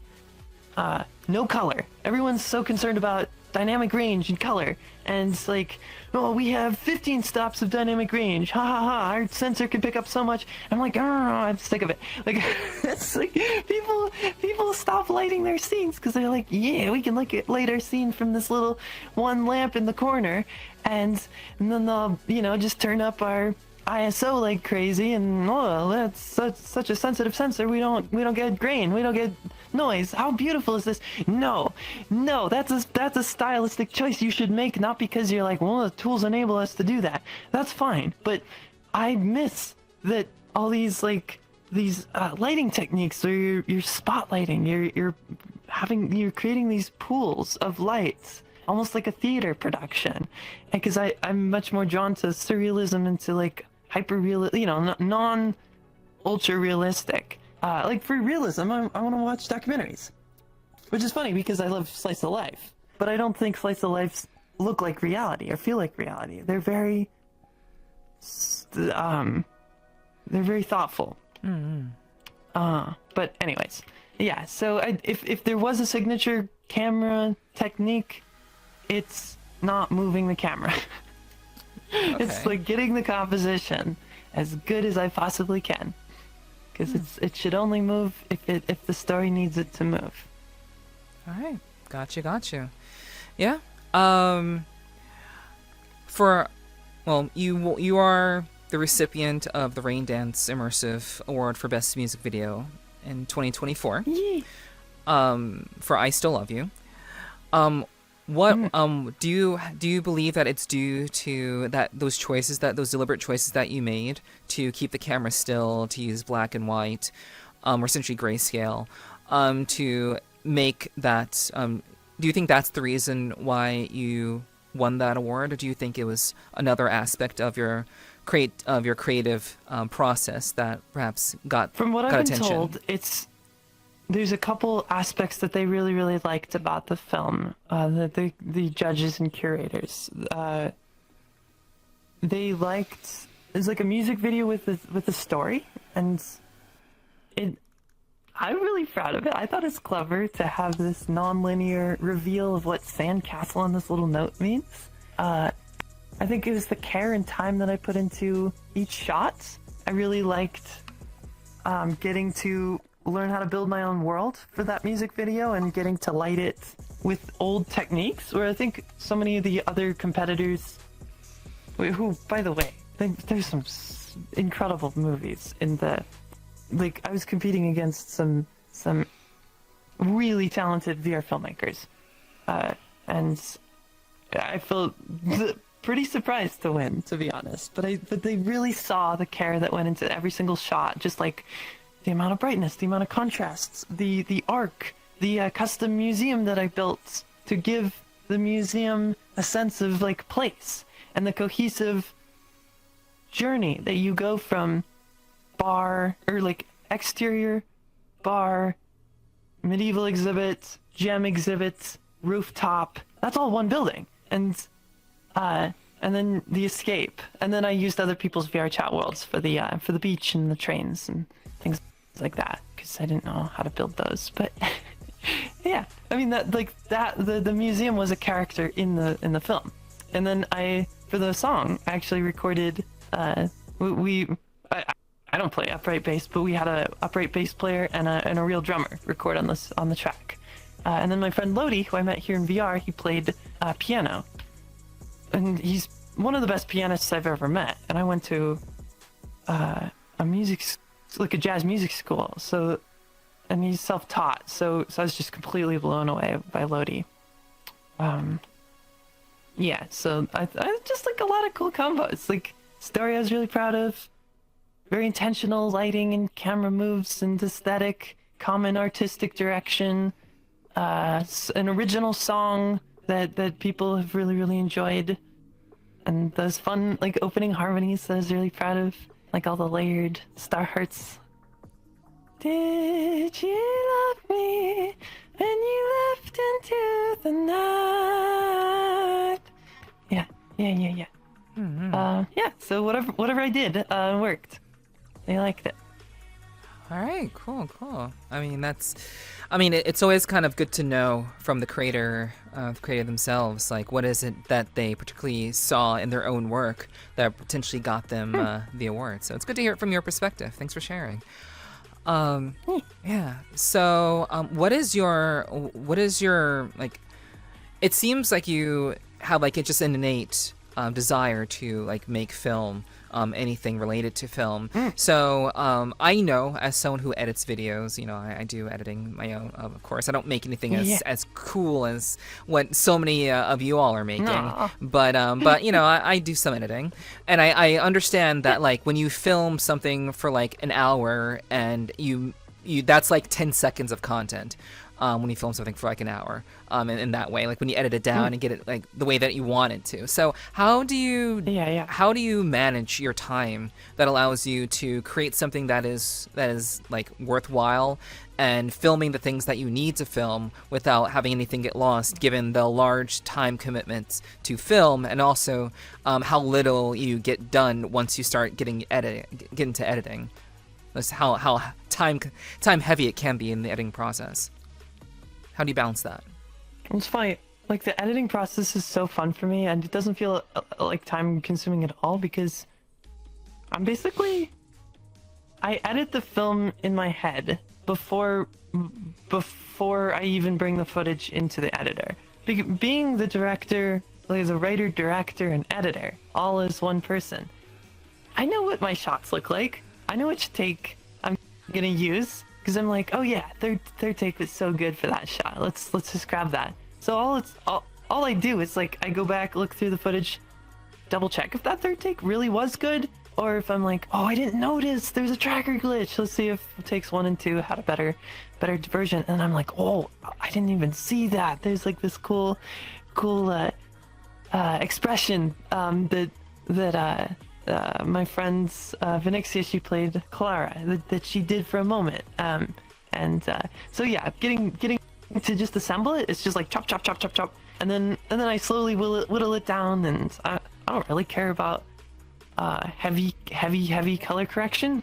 Like Ariel Emerald, another filmmaker, super great friends, she was much more into LUTs and very complicated color grading. I'm like, I just want the footage to have the vibe from the get-go, from like the lighting, and then if it needs a little bit of color adjustments later, to help sell the mood, then that's great. But I want to get as much of it as humanly possible in camera, so it just makes it easier to slot it. Boop, boop, boop, boop, boop, and we're done. But yeah, time management's tough, because like right now I'm dealing with like, I stream 3 times a week. I've got concerts. I've got a concert on Friday as well coming up. Finally, it's been a little bit since I've performed, but that'll be good. And then yeah, working on like, I want to do cover videos, and people have asked me to help with their like, I'm doing music for an art world. I'm like composing music for that, and I'm my next music video I'm submitting to Raindance is in like full-on pre-production, working like polishing up the script, getting together some people to help me with environment design. There's a lot of work to do, and so when you're asking about time management, especially because I've been like really struggling with depression like since the beginning of this year, it's like, ooh, I'm a workaholic, right? Like last year leading up to my debut, because I made music video, made the model, or adjusted the model heavily for the debut. I made the custom stream worlds, like my apartment that I had like moving in boxes that I still need to iterate. We haven't been there in a while, but what others? Like there's just too much. There's just too many assets that I was trying to make, and so it's staying up progressively later and later and later, like the last month up until that debut to get everything done. And I loved it. Like I was kind of, what is it, masochistic in a way, like bragging about how little sleep I was getting, which isn't healthy, but I was just so passionate about what I was doing. I'm like, I can't wait for people to see this. I really, really, really, really want to exceed people's expectations. I want the song to be cool. I want, like, I'm coming off of Raindance, so it needs to be like worthy of being this like a film festival winner status, and so it's just pushing myself to like pursue quality in everything, down to like the Poyomi materials, to okay, let me get the right VRC lens settings, let me come up with a good track for my like starting soon screen, and getting M coordinated, Nebufae, my VTuber mom, to coordinate it to get her illustration that will also like. And then I was like, am I going to animate that in Blender? I was having color space problems, so I ended up importing it into a VRChat world and just filming footage of this parallaxing screen with that. And but yeah, so time management is very tough for me. I think my answer to, I'll have like these feasts and famines, or I'm like, for me, it's like I'm either not working at all and I'm just like having fun going out like to clubs with friends and relaxing, or just being a goofball or adventuring and things like that. And then when I get in work mode, I don't see people for a while, or very infrequently. Try to hang out with people still, but it's hard because I'm like every night I'm just like, I have this huge list of things I want to do. And because I know I can't let people down once that final, or I can't let myself down, that here's the deadline, I said I was gonna make this thing, better damn well make the thing. And it better be better than the previous thing I made. Like, I'm very self-critical about the debut video. I think it served its purpose. Did it live up to the film? Like the Raindance film? I don't think so. Like, the story's just not that interesting. It's supposed to be this like slice of life anime opening, but in an anime opening you don't have the time to tell a whole story. You're just trying to hint at future story to come. So that's what I tried to capture, but what was lost is any cohesive story told within that minute and a half. But yeah, still happy with the overall, like the debut was amazing, so it works as a whole. All right, good. And so well, I mean, I imagine you're already working on things that you want to work on right now. So, do you have any specific dream project that you would like to film one day? Yes. I want to make the Starheart anime. I want to make the pilot episode for the Starheart VR production anime. And basically, eventually, I would love to get to the point where I've built up this reputation as a not just like a musician or a performer, but also as a filmmaker and as a storyteller and as someone that can lead a creative production to a very professional degree. And so I have the story written out for the pilot, like in narrative, like a book novel format, of the first arc of the Starheart story, and which is basically just like a fantasy version of my own real life story about this very, reflecting on this old time in my life. But I know I don't have the skills to make it the way that I want it to, so I'm progressively building skills in the meantime with these narrative music videos, and with inviting slowly more and more people to be a part of the team to get my own skills as a director and a creative lead up to the standards. And then streaming on Twitch has just been like a wonderful, consistent way for me to connect with people beyond, like, a music video is 3 minutes and I've only been putting them out like every 3-4 months. So I needed more content. And so I was like, okay, but I was really resistant to streaming early on. Like, even though I enjoyed VTubers, I really only watched clips. I didn't really tune into people's Twitch streams because I didn't really get it. I'm like, and then I discovered a couple creators that I actually loved their content, and I loved the IRL streamer Doug as well. I think his streams were so creative. I'm like, I love how he does like this silly, goofy concept in Skyrim and uses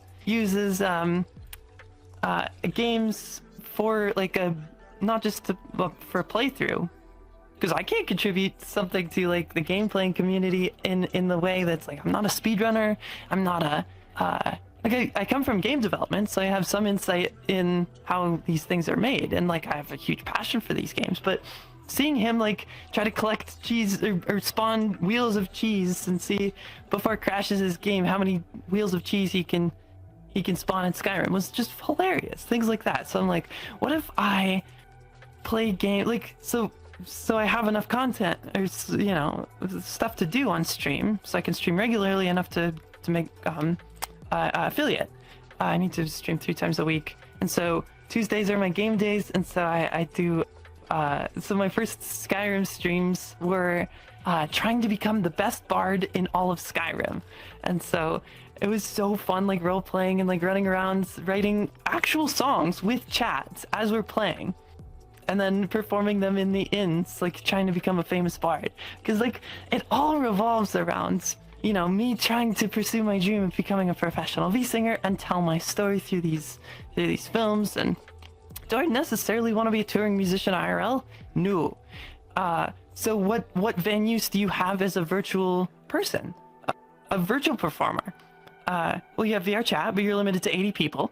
And then you have Twitch streams, which is not limited, but it's less interactive. Like, we're not in the same space, so it's limited in a different way. But if I have the combination of all of them, I have the live shows in VR where you get the person-to-person contact. Very personal, very intimate shows, because there's 80 is not that many in the grand scheme of things. Maybe we'll get bigger instances in the future, but whatever. Or we'll see. And then Twitch kind of is this like get to know me, get to see my goofiness, but also hear my music, and also just a less polished way for me to make stuff without me just tearing my hair out wanting it to be perfect, because on stream we're live, you can make mistakes. It's okay. People have understand that there's going to be dead air sometimes, or things aren't going to be super perfect, which is kind of refreshing too. I love that aspect of streaming. I'm so curated when it comes to my music videos that I don't know how much of my day-to-day personality people actually get from them, other than like just the artistic intent.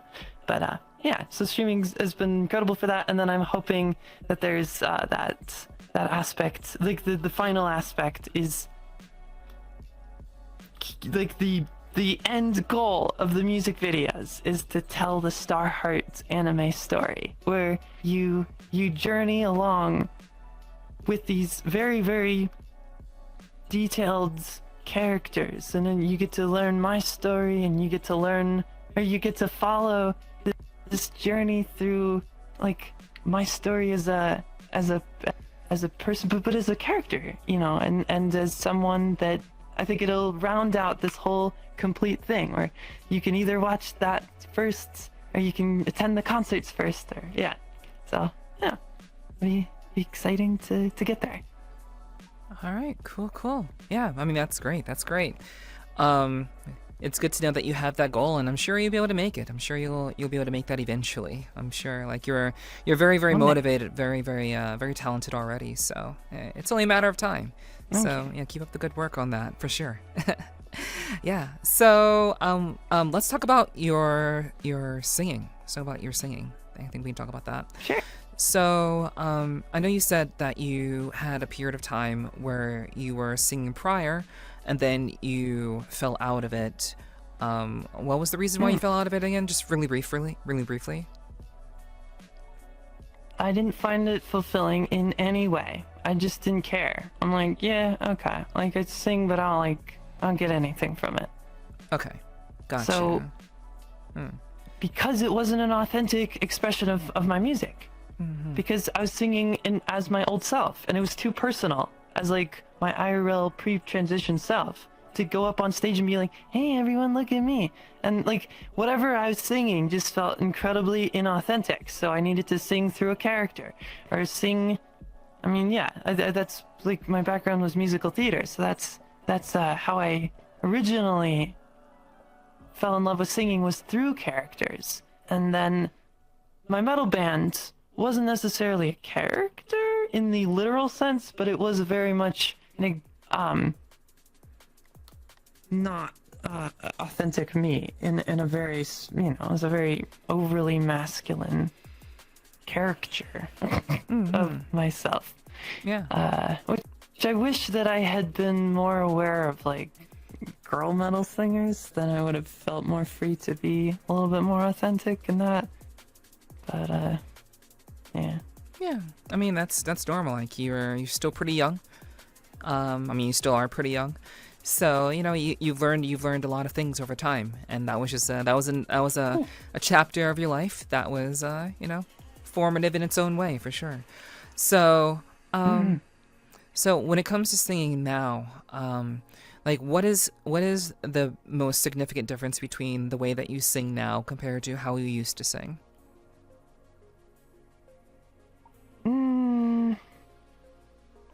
Do like vocally, technically? Well, it could be for anything really. If there is a significant difference that you want to point out, that's perfectly fine. It's night and day. It's night and day. Okay. Yeah. How so? For me, like back when I sang before, I was very concerned about how it would be perceived in terms of like, do I sound? I was so insecure about what that self-expression even meant that I sort of just sang for other people's approval, I guess. It was so external. It was just very, very, very external. I'm like, I wanted to get better to just be better because the craft was interesting, but not in pursuit of self-expression. Where now, I feel like everything that I sing is just just pouring out my heart.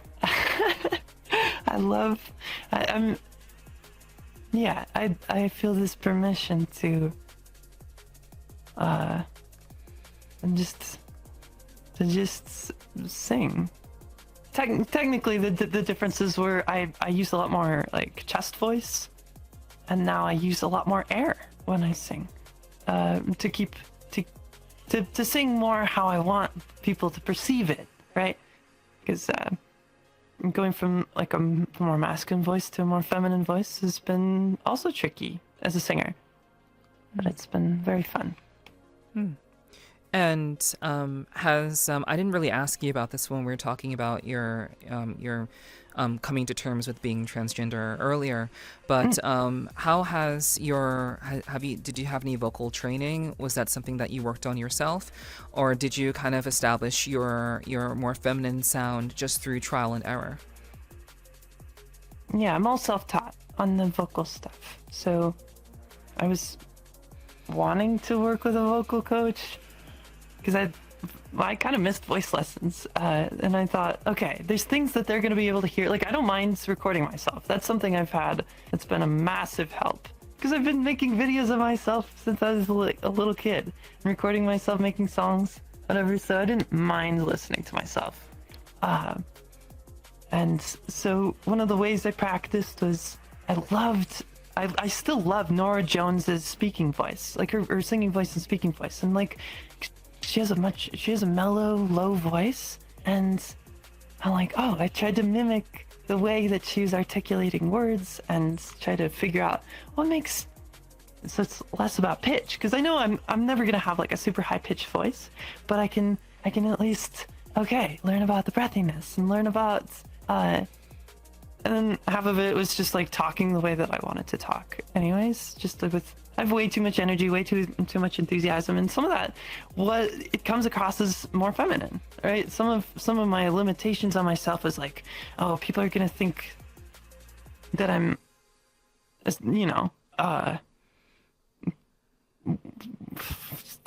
all sorts of mean things if I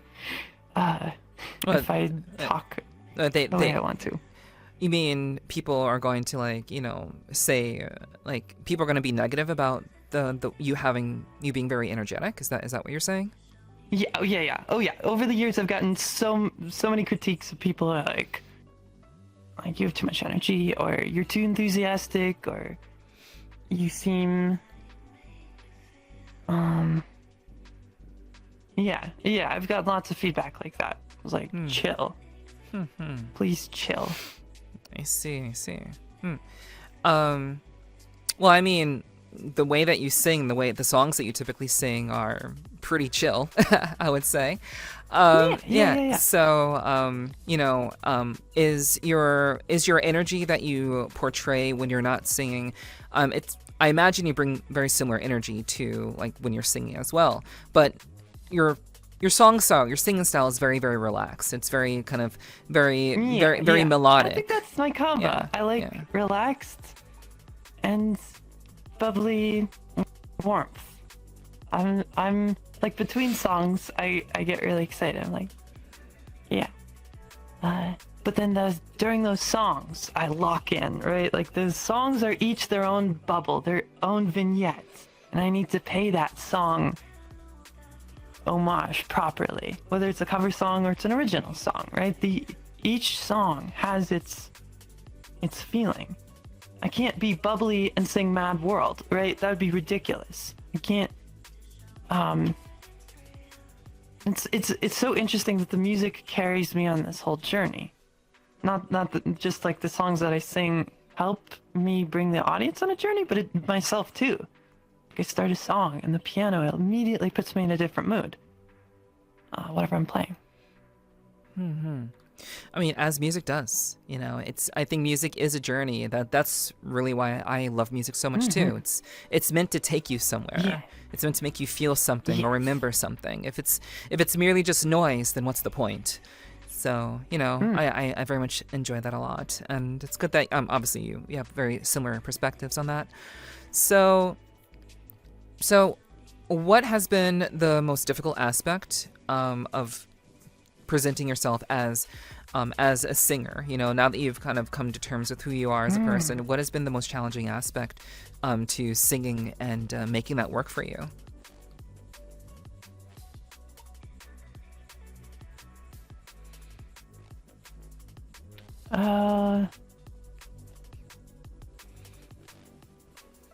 Finding my new voice, I think, has been very tricky because it's been a mental battle of like.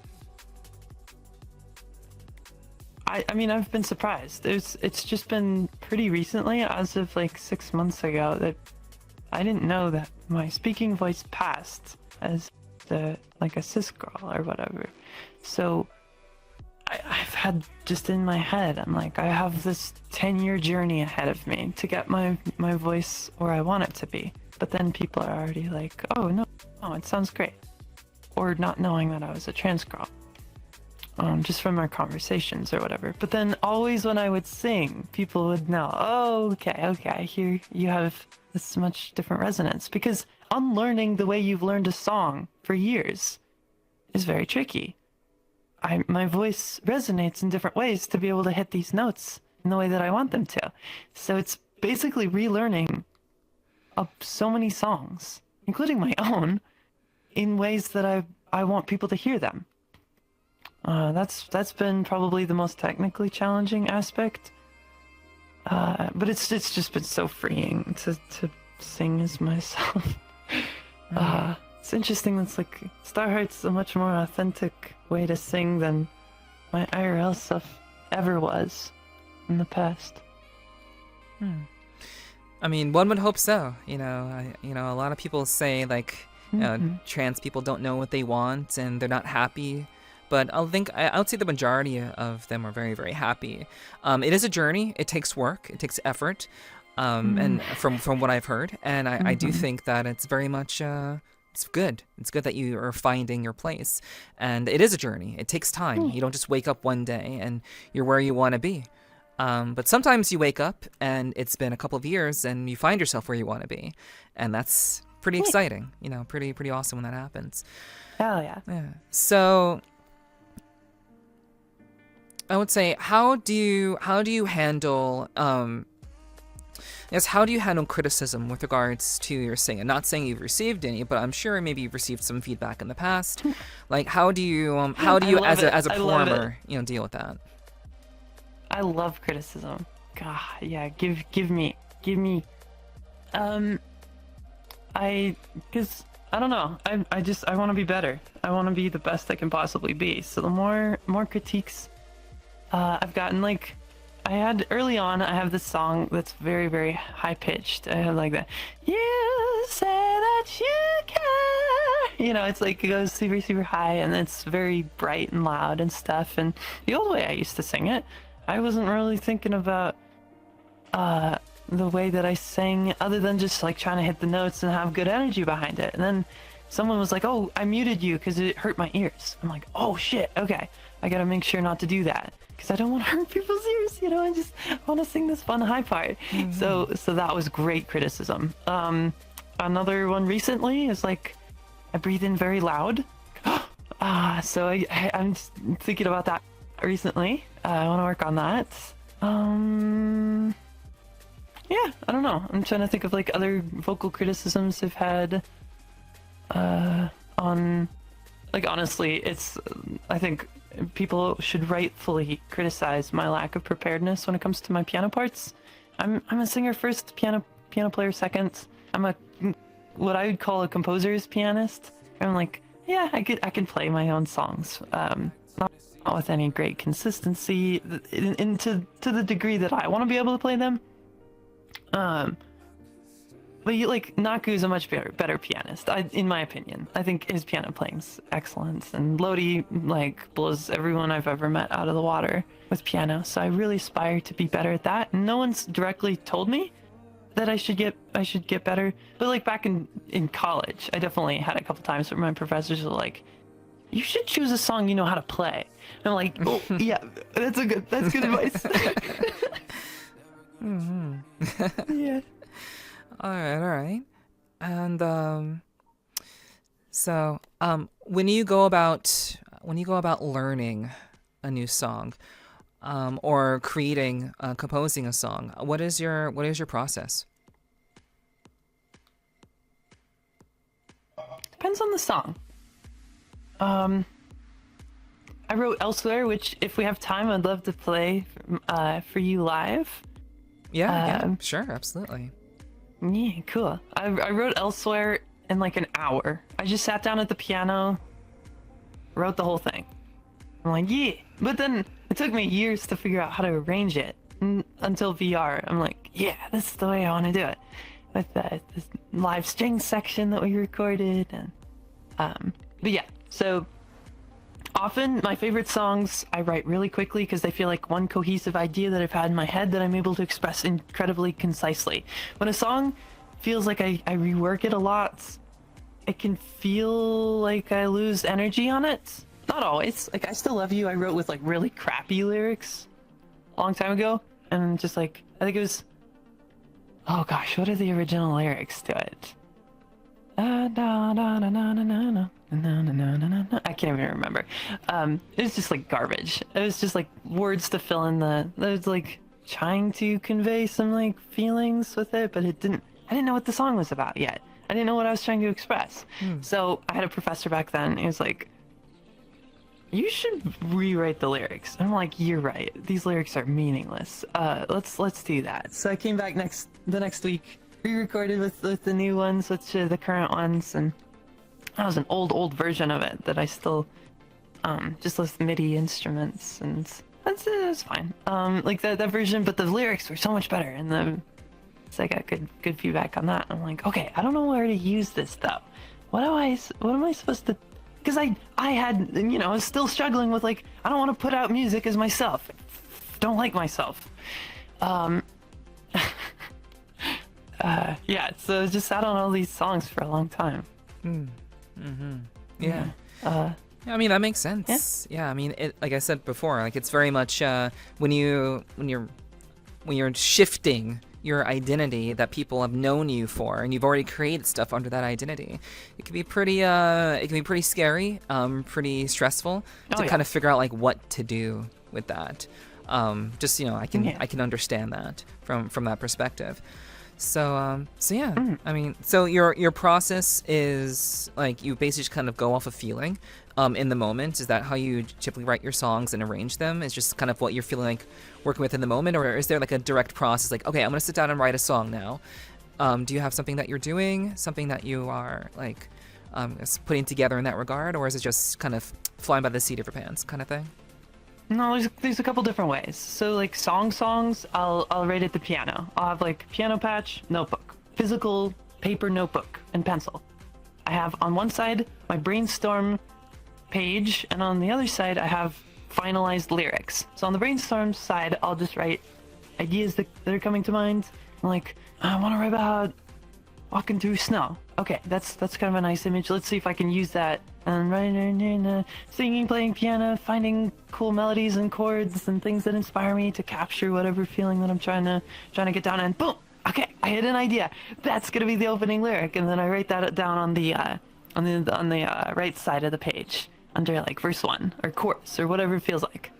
And then, so yeah, it starts out pretty non-linear in that way, and so I could write a chorus first, and then go back and fill in another verse or bridge or things like that. But yeah, I like that process a lot for songs, and then for like writing or composition stuff, I'm very, very inspired by textures. So like playing with strings or brass or woodwinds or synthesizers, and programming my own synth patches to just discover cool sounds and seeing where it leads me.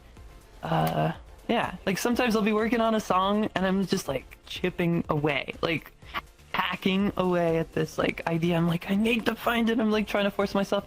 Then I get distracted, move ahead later in the project, and just like be messing around with like and it flows so much better. I'm like, wait, that's a way better idea than what I was trying to do back there. Let's expand this. And then this like fun little idea that I came up with suddenly becomes the new piece. So yeah. Okay, yeah. Thank you for explaining that. Yeah, I really do enjoy the detail, and you most definitely provide that, which I'm very grateful for. It's good to hear. Like I know every musician, every composer, every songwriter, every filmographer, they all have their own different process to do things. So it's really interesting to kind of see how that works for you and your methodology of doing that. Yeah. So let's jump into streaming. We can talk about that for a little bit. So I know that you debuted. It was it October 30th? Okay, October 30th. I was gonna say 31st, but it was 30th. October 30th of last year. That's when you started streaming on Twitch. What made you want to jump onto Twitch? And I know you said you've watched some other streamers in the past, but why did you choose Twitch over YouTube? Well, we'll start there. Very specifically, to separate, I did not want to give people notifications on my old YouTube channel. I'm like, this is not the same content.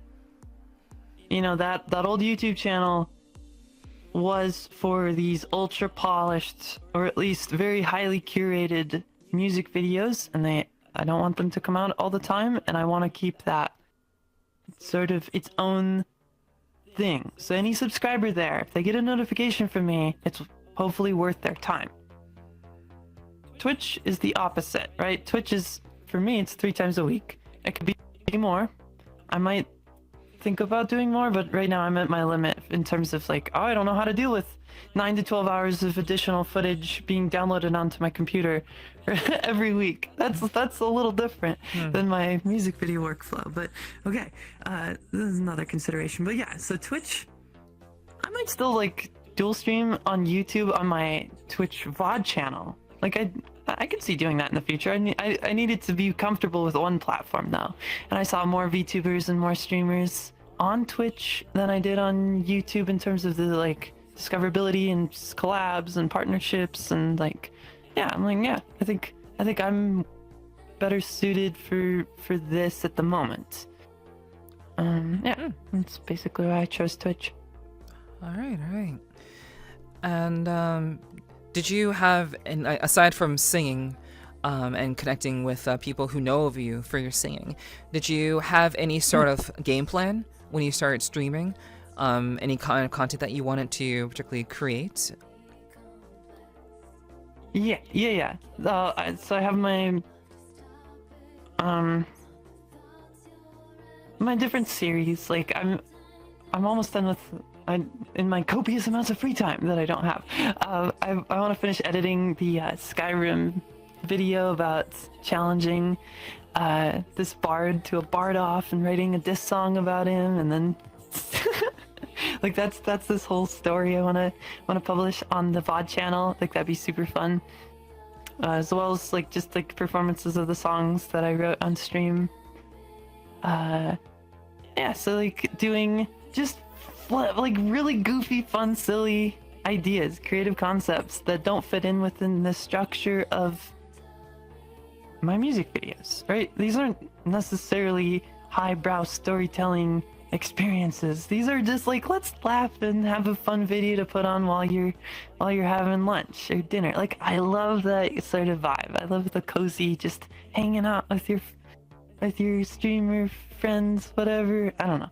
That's such a good vibe to me.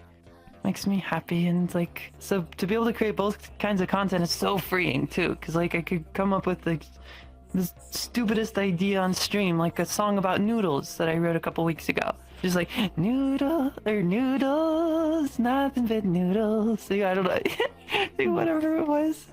Like, I don't know. I can't do that in a live concert. People would be like, "What are you doing?" And maybe I could do it, but I would need to like have some more context. And the stream is just, I get to be a goofball, and for some reason people are enjoying it. So yeah.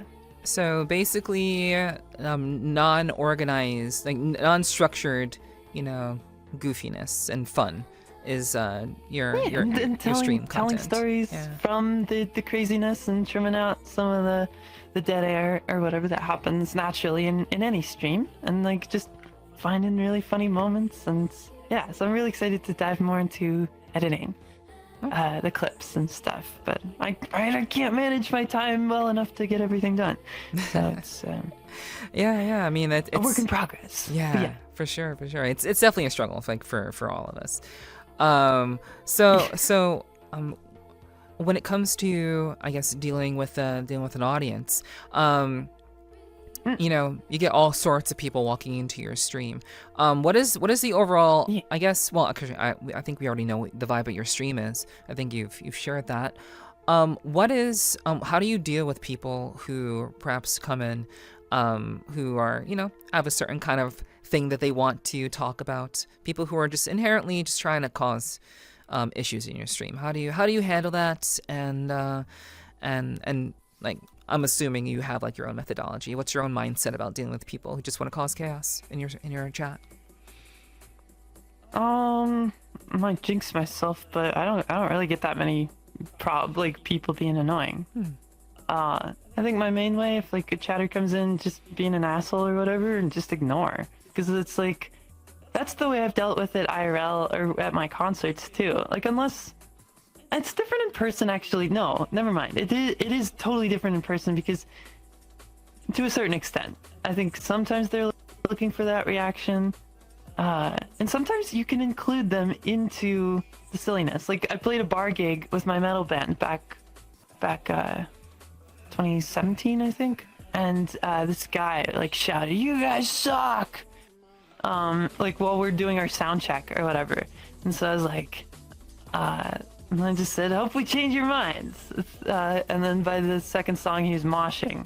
So, if I'm able to do something like that, that's great. But if they're just being like trolly for the sake of being trolly versus like just drunk weirdo, like if they're actually trying to make me mad or whatever, I'll just ignore, because whatever, like, or ban, depending on how bad their troll is. Like if they're being toxic, I have no problem banning people.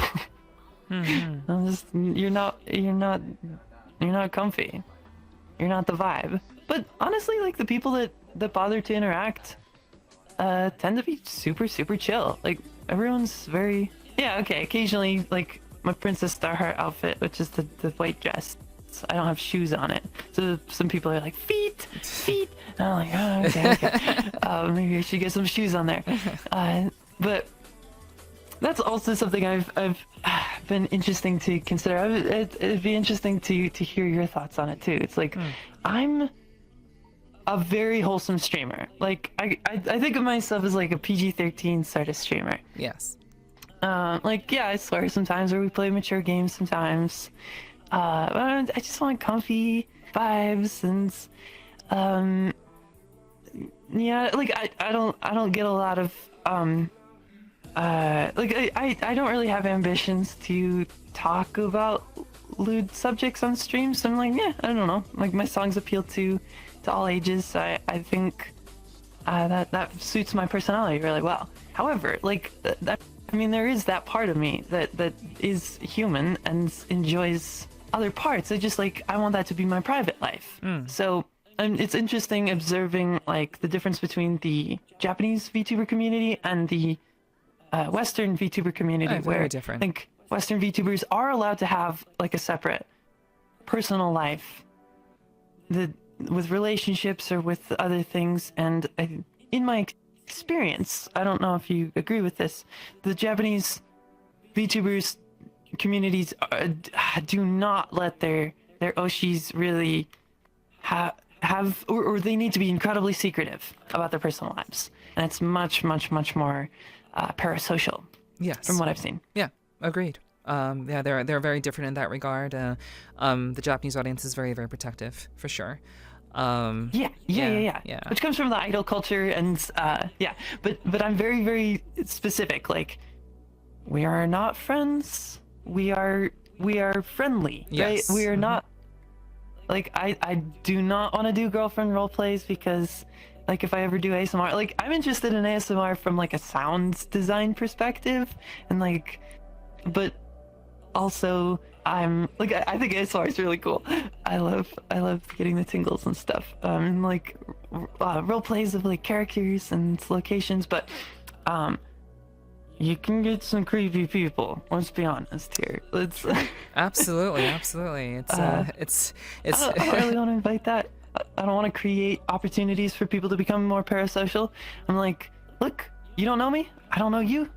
But I'm, it's let's share in this silliness together, and let's hang out. And if you like my art and if you like my personality, hopefully I can bring some happiness to your day. Yeah. I think that's the way to do it. So when you're a streamer, it is up to the streamer to create the kind of atmosphere that they want, the kind of people that they want to allow in.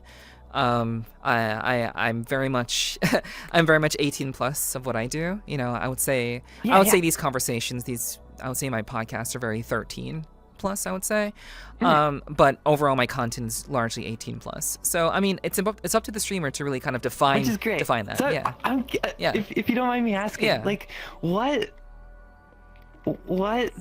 because I like, okay, without like completely giving myself away, I mean, like, I should be careful with what I say, but I highly respect that side of the world. Like, yeah, like I'm oh, this is tricky live. How do I phrase this? What draws you to making 18 plus content? Okay. Well, basically, I think people sometimes have the misconception that 18 plus content is just sexy time.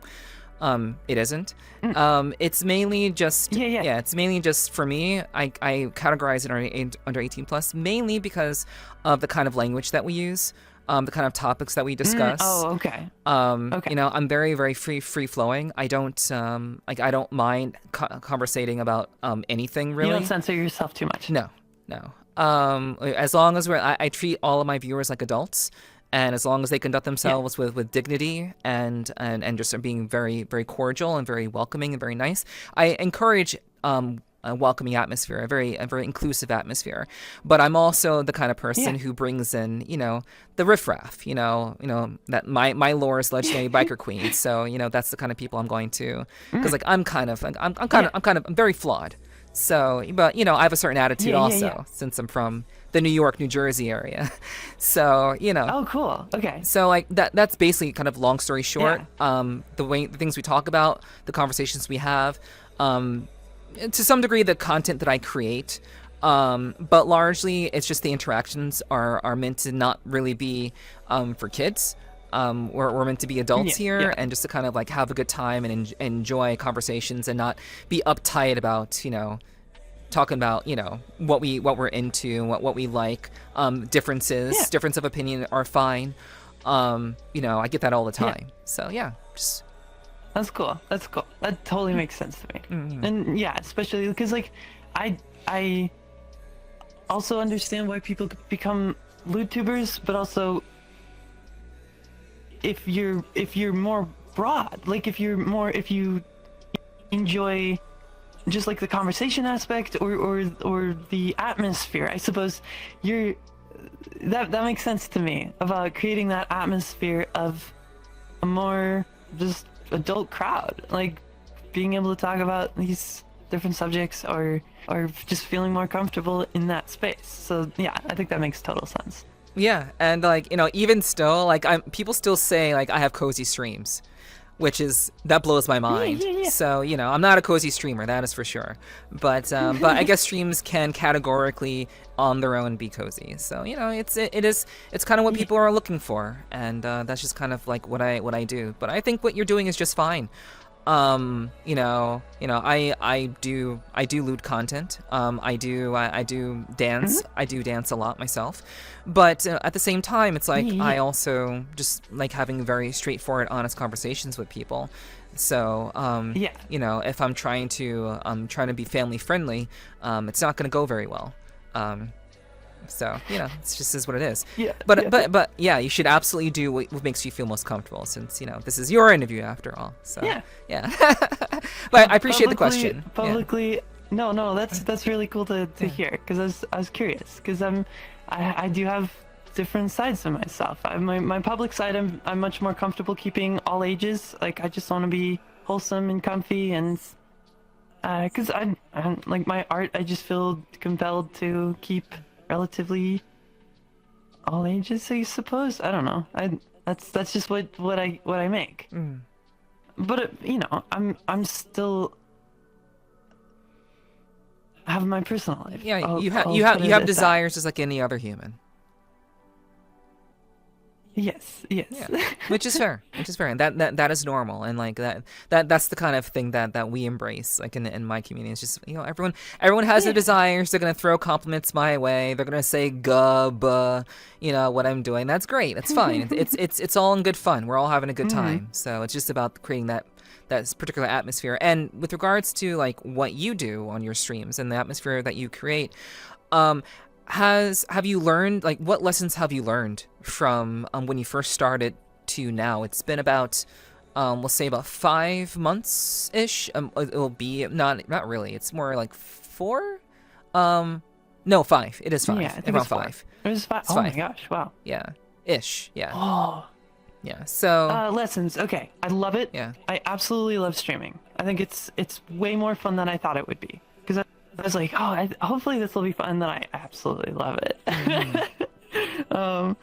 Another lesson, I think I was really, really scared of losing people moment to moment. Like if I wasn't doing something interesting enough, like if I'm struggling writing a song, because I come more from like being interested in YouTube videos, or if it's like a 2-hour long video, and there's a ton of dead space, like I'm gonna go to skip ahead. And so I was terrified that, like, okay, I need to make every moment, like, really exciting and really interesting, and so, I've been getting better at just letting go, and, like, people are here for a different reason than they are for watching a YouTube video. You're here to be live with the person, and, sometimes if I'm not as talkative to chat because I'm focused on doing like the song or getting past this puzzle in a game, or I don't know, like yeah, and it's mainly the songs where my brain just locks in and I'm not as good as responding to people. I don't see a drop in viewership. I just see a change in how people are engaging, like less comments, less conversational. It's more like I was doing this like string experimentation where I was playing these like really, really, really pretty string patches and singing with this massive reverb on top, and just playing around with that for 30 plus minutes, maybe it's an hour of just doing that. And it was really interesting. It was like, okay, I'm not talking to anybody, I'm just like creating this vibe, and people really liked it.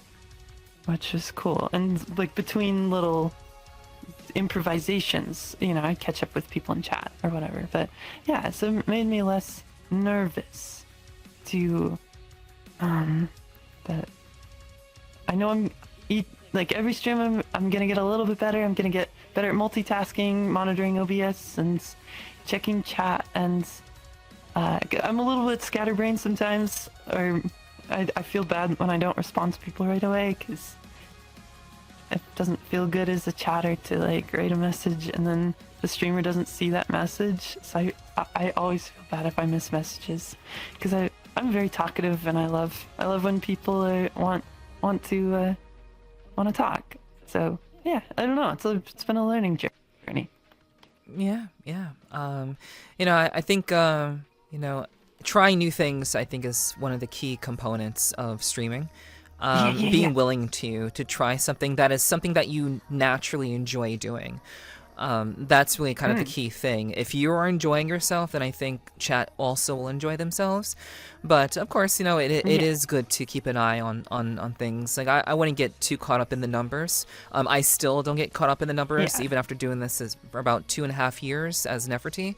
Like a little bit more than that, close to 3 years at this point. But Oh wow. yeah. So it's very much definitely a learning process, and I'm sure you'll find what works best for you, which is good.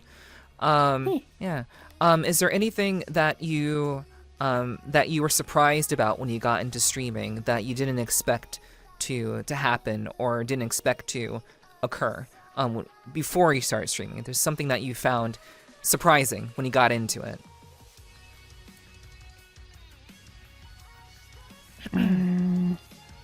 No, I don't know. Well, that's a very broad question, because like it's been a constant learning experience and like lots of little surprises. I'm trying to think if anything sticks out. I'm surprised how tricky it is to manage everything. Like being in VR, I have 9-point tracking. I'm playing games while I'm in VR because I haven't set up Wardo yet for like game streams. I have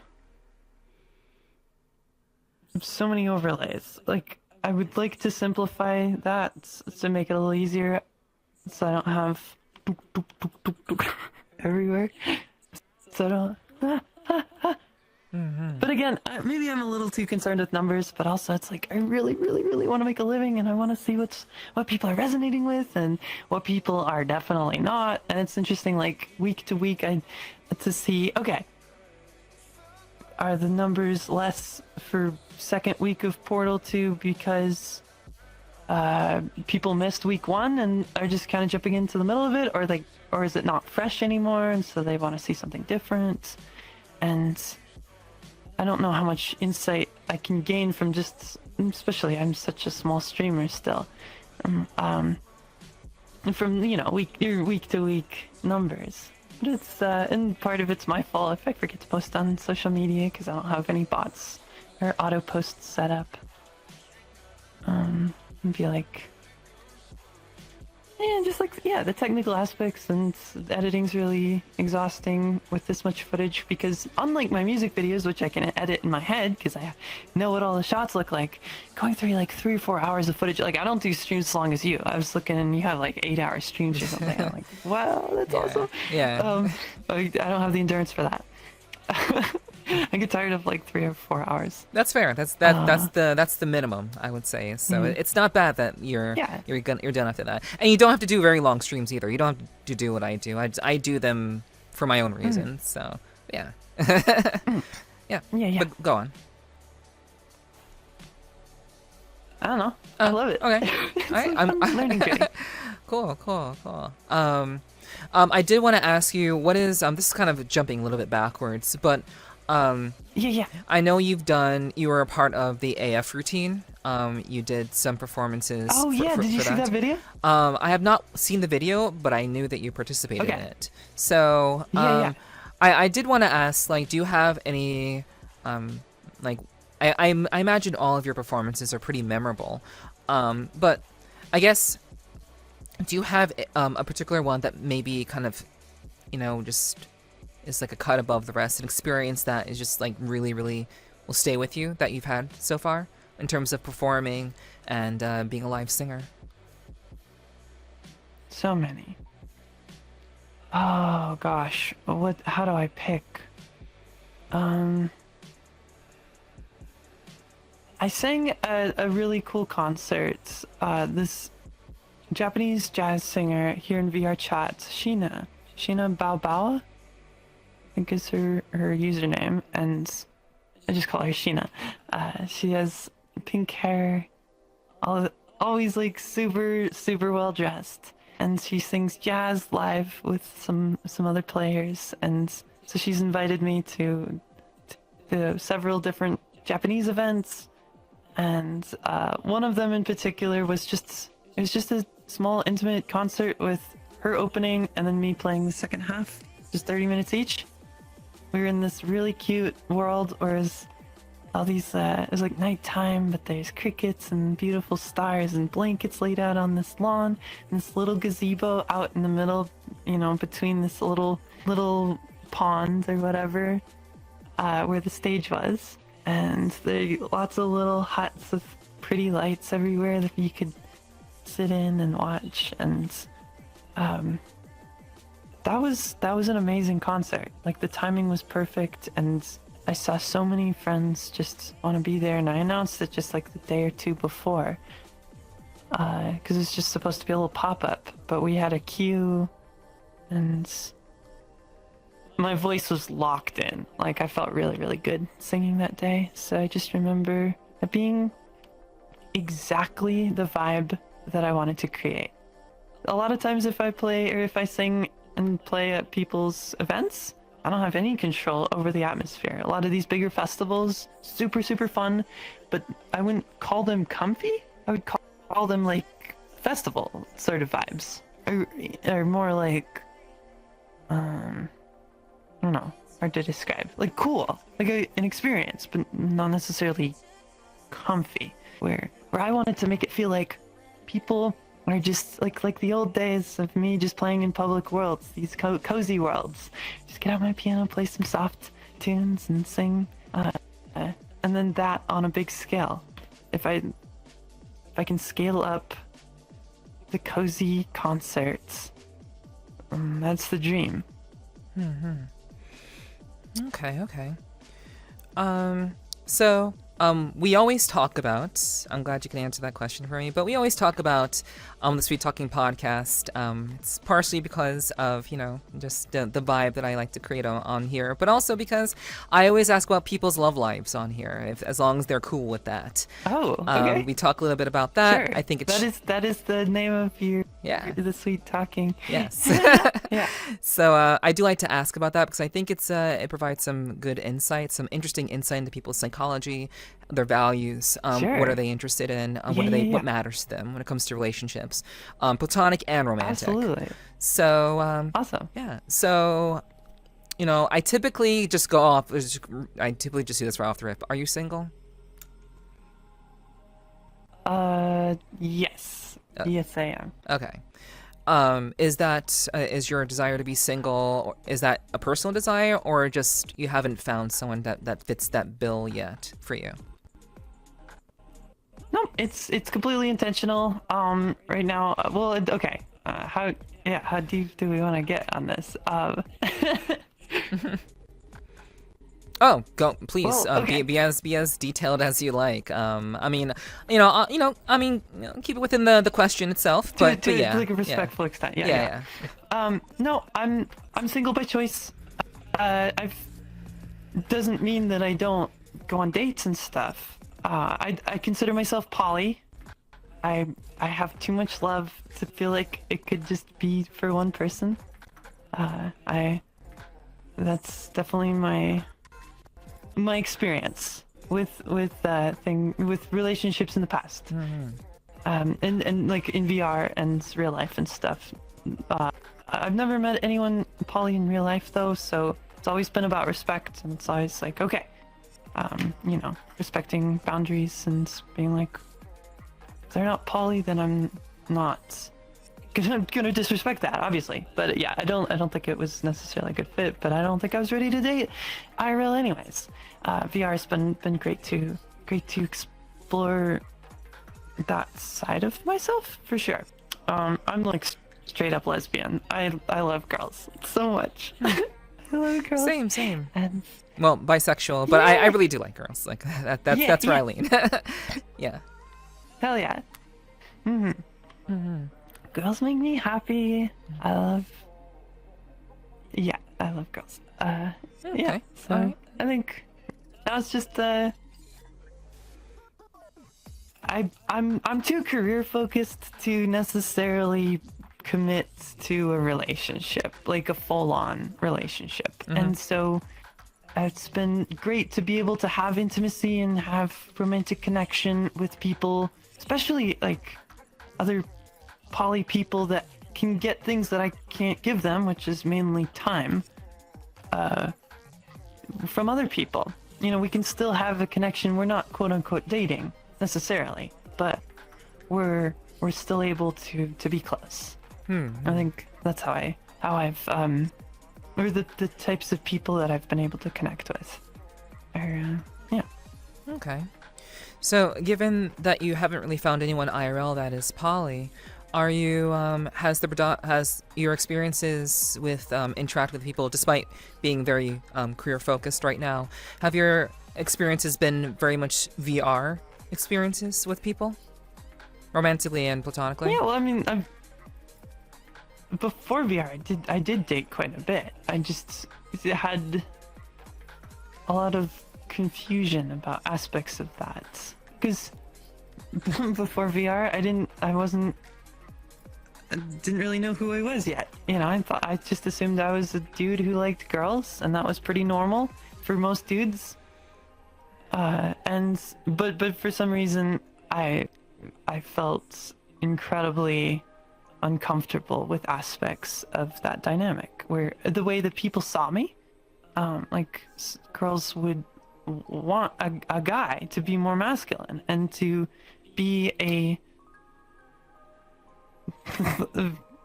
yeah, more in control, very more masculine. yeah, very kind of like make the decisions, you know, be very forthright. Yeah. You know, just, you know, if you like Well, no, I've always been confident, but okay. I've always been like super girly. So I think I've definitely dated a lot of bisexual girls with the more comfort that, one, I think they're just more interested in a more feminine guy that I thought I was back then, and two, I think I was more comfortable with it too, because I was worried that a straight girl wouldn't find me masculine enough. So yeah. Which, looking back, it's insane. That's I did whatever. But yeah, so yeah. All right. Do you have any particular thoughts about the VR dating scene? If you know anything about that? Yeah. Assuming that you do. I do. Okay. Any thoughts? VR relationships go way too quickly. People are ready to say I love you like on date 2, and yes, I think we can see each other's souls so much quicker than you can on a dating app. 100%. And you get proximity to someone. You don't have to commute to see them. They're right in your home, you know, accessible over VR. So it's easy to fall really hard really quickly. And that's fine, but also you don't know, just because we can express our souls before our appearance first doesn't mean you know everything about that person after 2 dates. Or I mean, that's an exaggeration. It could be even like 6 dates or something. But like, for me, I've always had a problem with those words. Because I've always wanted love, but I've always wanted this very, I've always been very, closed off myself. Which has been challenging. Like, I think I've gone the other direction. Or some people are... Yeah. I have my walls. I have a lot of walls. And part of that's just because I know I don't want... Like, it's gonna take someone really, really, really special to be like, I'll choose you over music. Because right now, it's music 100% of the time. Not that I want to neglect someone that I'm seeing, but I'm just not able to give it right now. So that's why I'm not ready for a relationship. I still need to work on myself and be in a more stable place in my career before I feel like I'm ready and able to give that to someone. Yeah. Did you always have this perspective on relationships, even when you were younger, about, being kind of like getting to know a person first? Or were you maybe a little bit faster to fall for people back then? And also, were the boundaries that you have up now, were they in existence before or after you transitioned? After? And oh my gosh, I felt so much quicker for people in the past. I was like full-on hopeless romantic, which is reflected in much of my music, because I think a part of myself still is. But then the practicality of that and the hard lessons I've learned,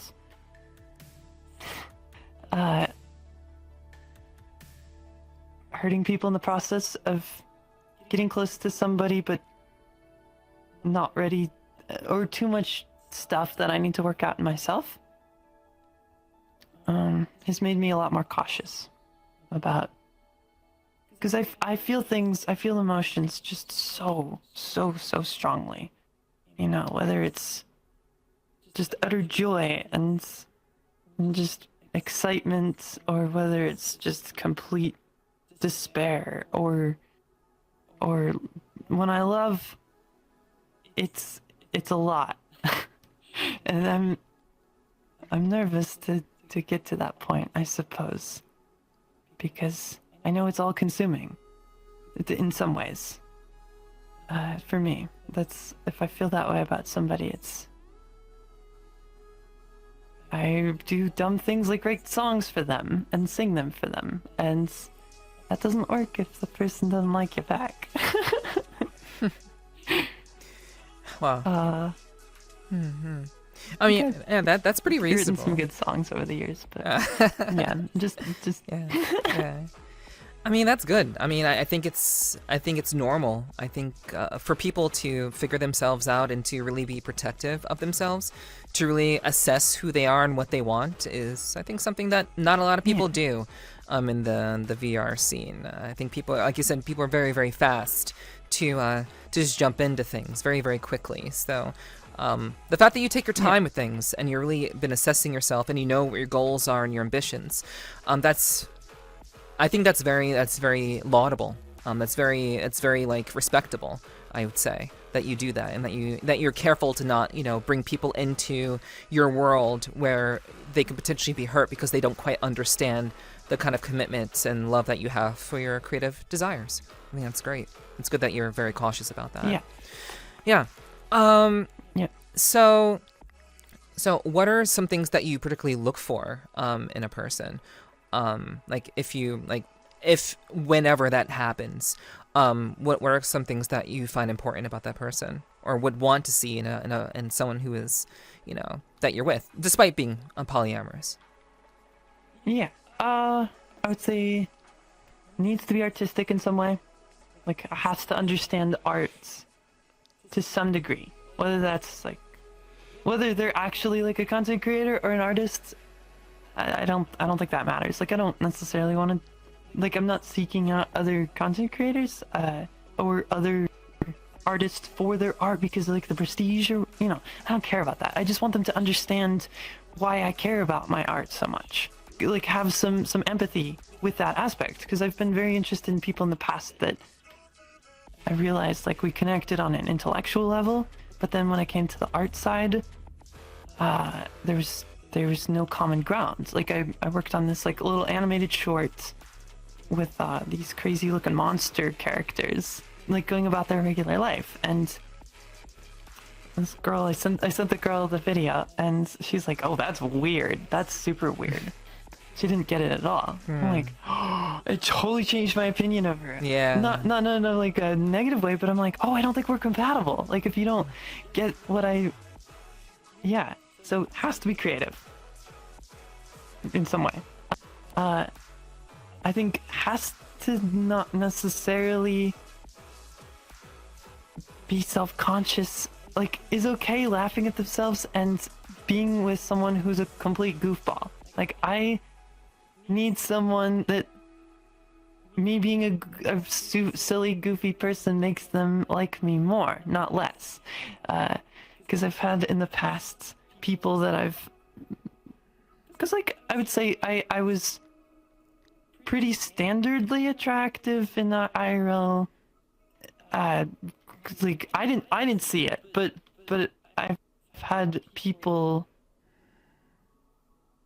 like only that aspect and not connect with my sense of self, which was incredibly destructive to my mental health, where they liked an aspect of myself I hated. And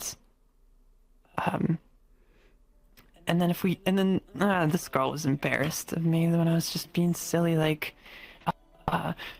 doing my radio announcer voice or something as we're walking through this like food court, and she was just like, "You cannot do that again." I'm like, "Oh, okay." Oh, wow.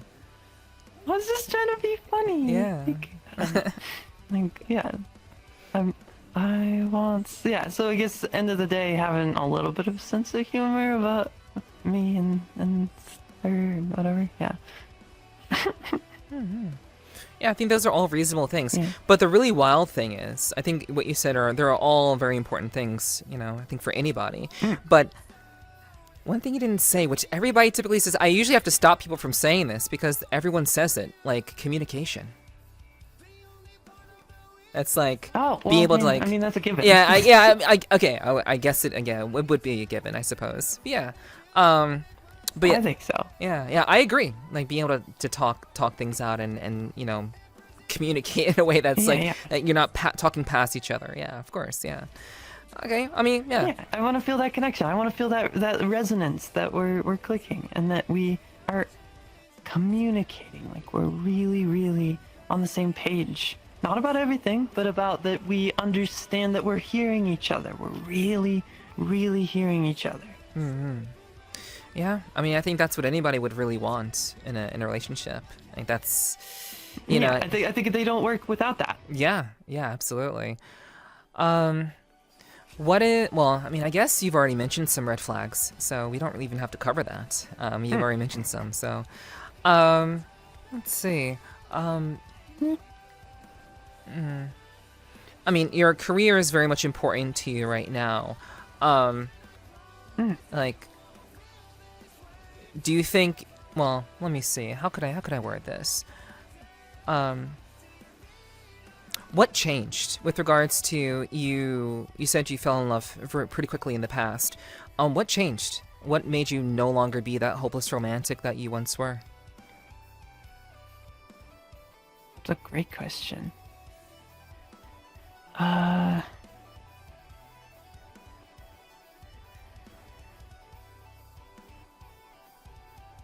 Well, I think it did change. When did it change? During like post transition stuff, because I realized it was going to be so much more complicated, and I think that the concept with hopeless romantic is a very wonderful, very lovely thought, but it's also very naive in a lot of ways, because it's dependent on that puppy love sort of thing, where you click and it's magic and things like that, where I think realizing my options are going to be a hell of a lot more limited, going from being a straight guy to a lesbian trans girl. I can't just fall in love with anybody. I don't know, especially the VR is interesting because we are lacking certain. You don't get physical touch. Like Phantom touch is great, but if that's one of your love languages, it only goes so far. You know, I miss hugs. I miss smell of a perfume or cuddles from IRL, and those things I think are really important to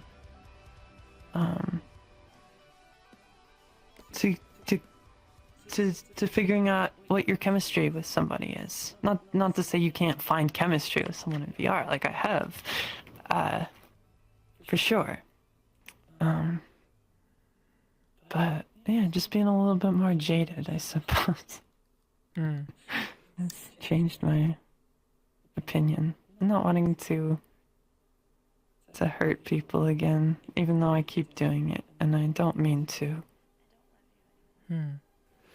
Is it? I have so many blocks. Like, I'm not. Okay, I'm just gonna be right up. Yeah. I do not have healthy habits around relationships. Like, I'm trying really hard. But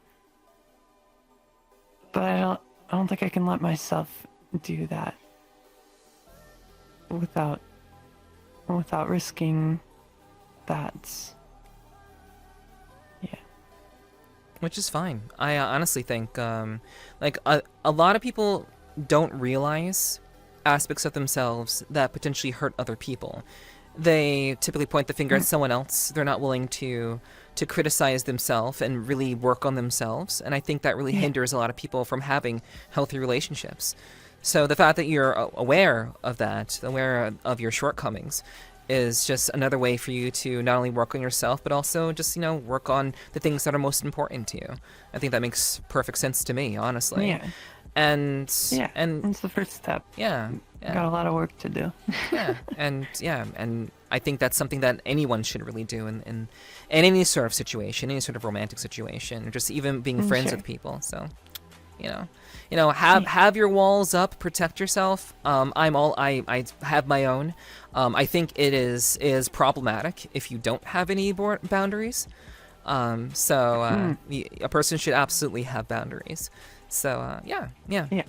Have them up for as long as you have, and perhaps one day, there'll be a chance for that for them to be traversed in some way, and you'll be surprised. I mean, that's kind of what I hope to.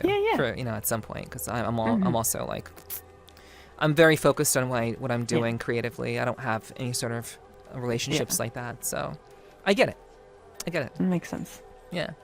Isn't that funny? Like, people think YouTubers are probably just like constantly dating like so many people, person to person to person. It's like, I don't know. It's funny how you can be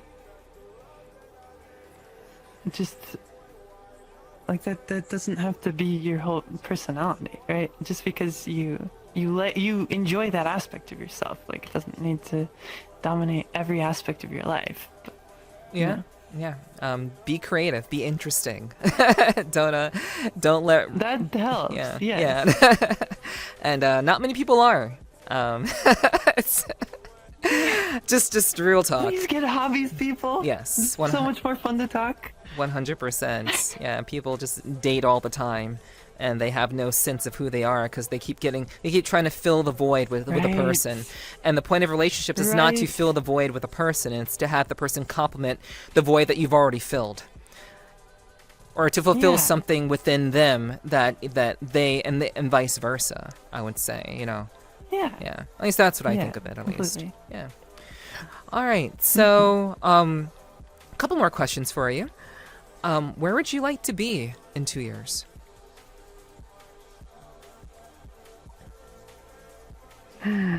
2 years, I would love to be making a living enough that I can contract out people to help me either make some really ambitious music videos or already be starting working on the Starheart anime.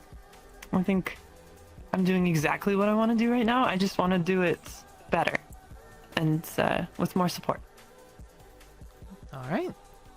And if you could offer any manner of advice for anybody who's tuning in, it could be about anything we've talked about, it could be about something we haven't talked about. If you were to offer any sort of key advice from Starheart, the astral demon v singer. What would that be? What would that be?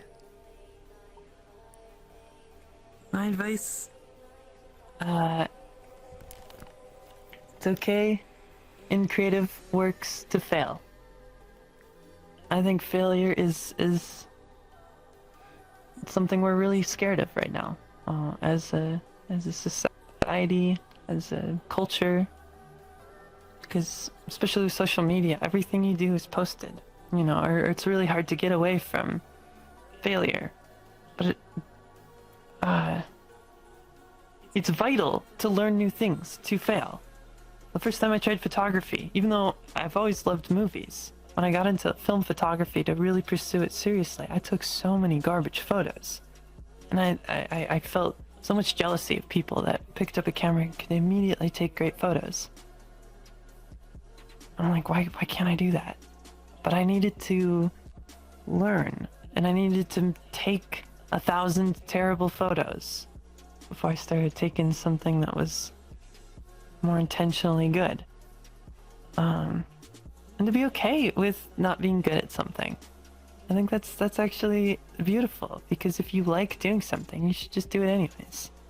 You don't have to be the best at what you do to have fun doing it and to inspire other people to do it too. Am I the greatest singer on earth? No. Am I the greatest singer in VR? Probably not. Would I like to inspire people to get into VR singing? Does that more competition? Maybe, but yes, like I want more people to be here. I want people to pursue their dreams in whatever way that is. And I wanna see like bands meeting each other in VR. I wanna see more collabs of like some of these amazing artistic things coming together. And if it spectacularly fails, at least you tried. At least you made something. Where so many people aren't even willing to take the risk. So just do it. Like, I didn't know how to build worlds, but I'm like, I'll figure it out. Let me make some shitty worlds, and let's do it. And now I do all these fun things. I'm not the best at any of them, but it's hella fun, and I love it. All right. So, where can people find you, and what are your plans coming up? What do you have coming up in the future? Thank you for the opportunity to pitch myself. So of course. This is your thing, of course. Thank you. No, it's nice though. You can find me on Twitch. Just click on my name in the description. If you're watching on YouTube, go to Starheart VR. You can watch my music videos there, and then also I'm on Blue Sky. I'm no longer on Twitter. You could follow me on Twitter, but you won't get any posts. So,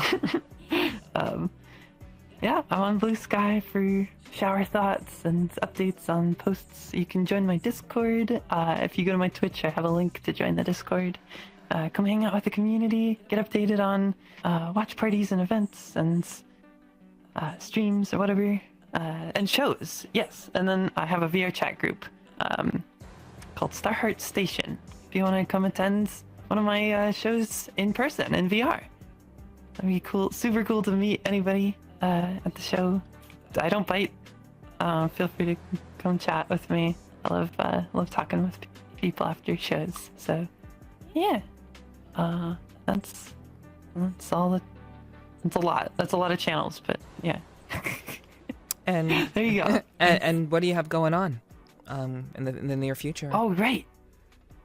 So, Friday, I'm performing. I believe the show starts at 5 p.m. My slot's at 6 p.m. I'm doing a jazz show with a bunch of talented jazz musicians.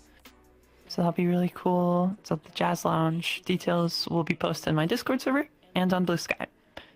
And then I'm working on some more cover videos. Gonna post the Skyrim video hopefully soon on my VOD channel, which you can find through my Twitch, or just Starheart VR Live.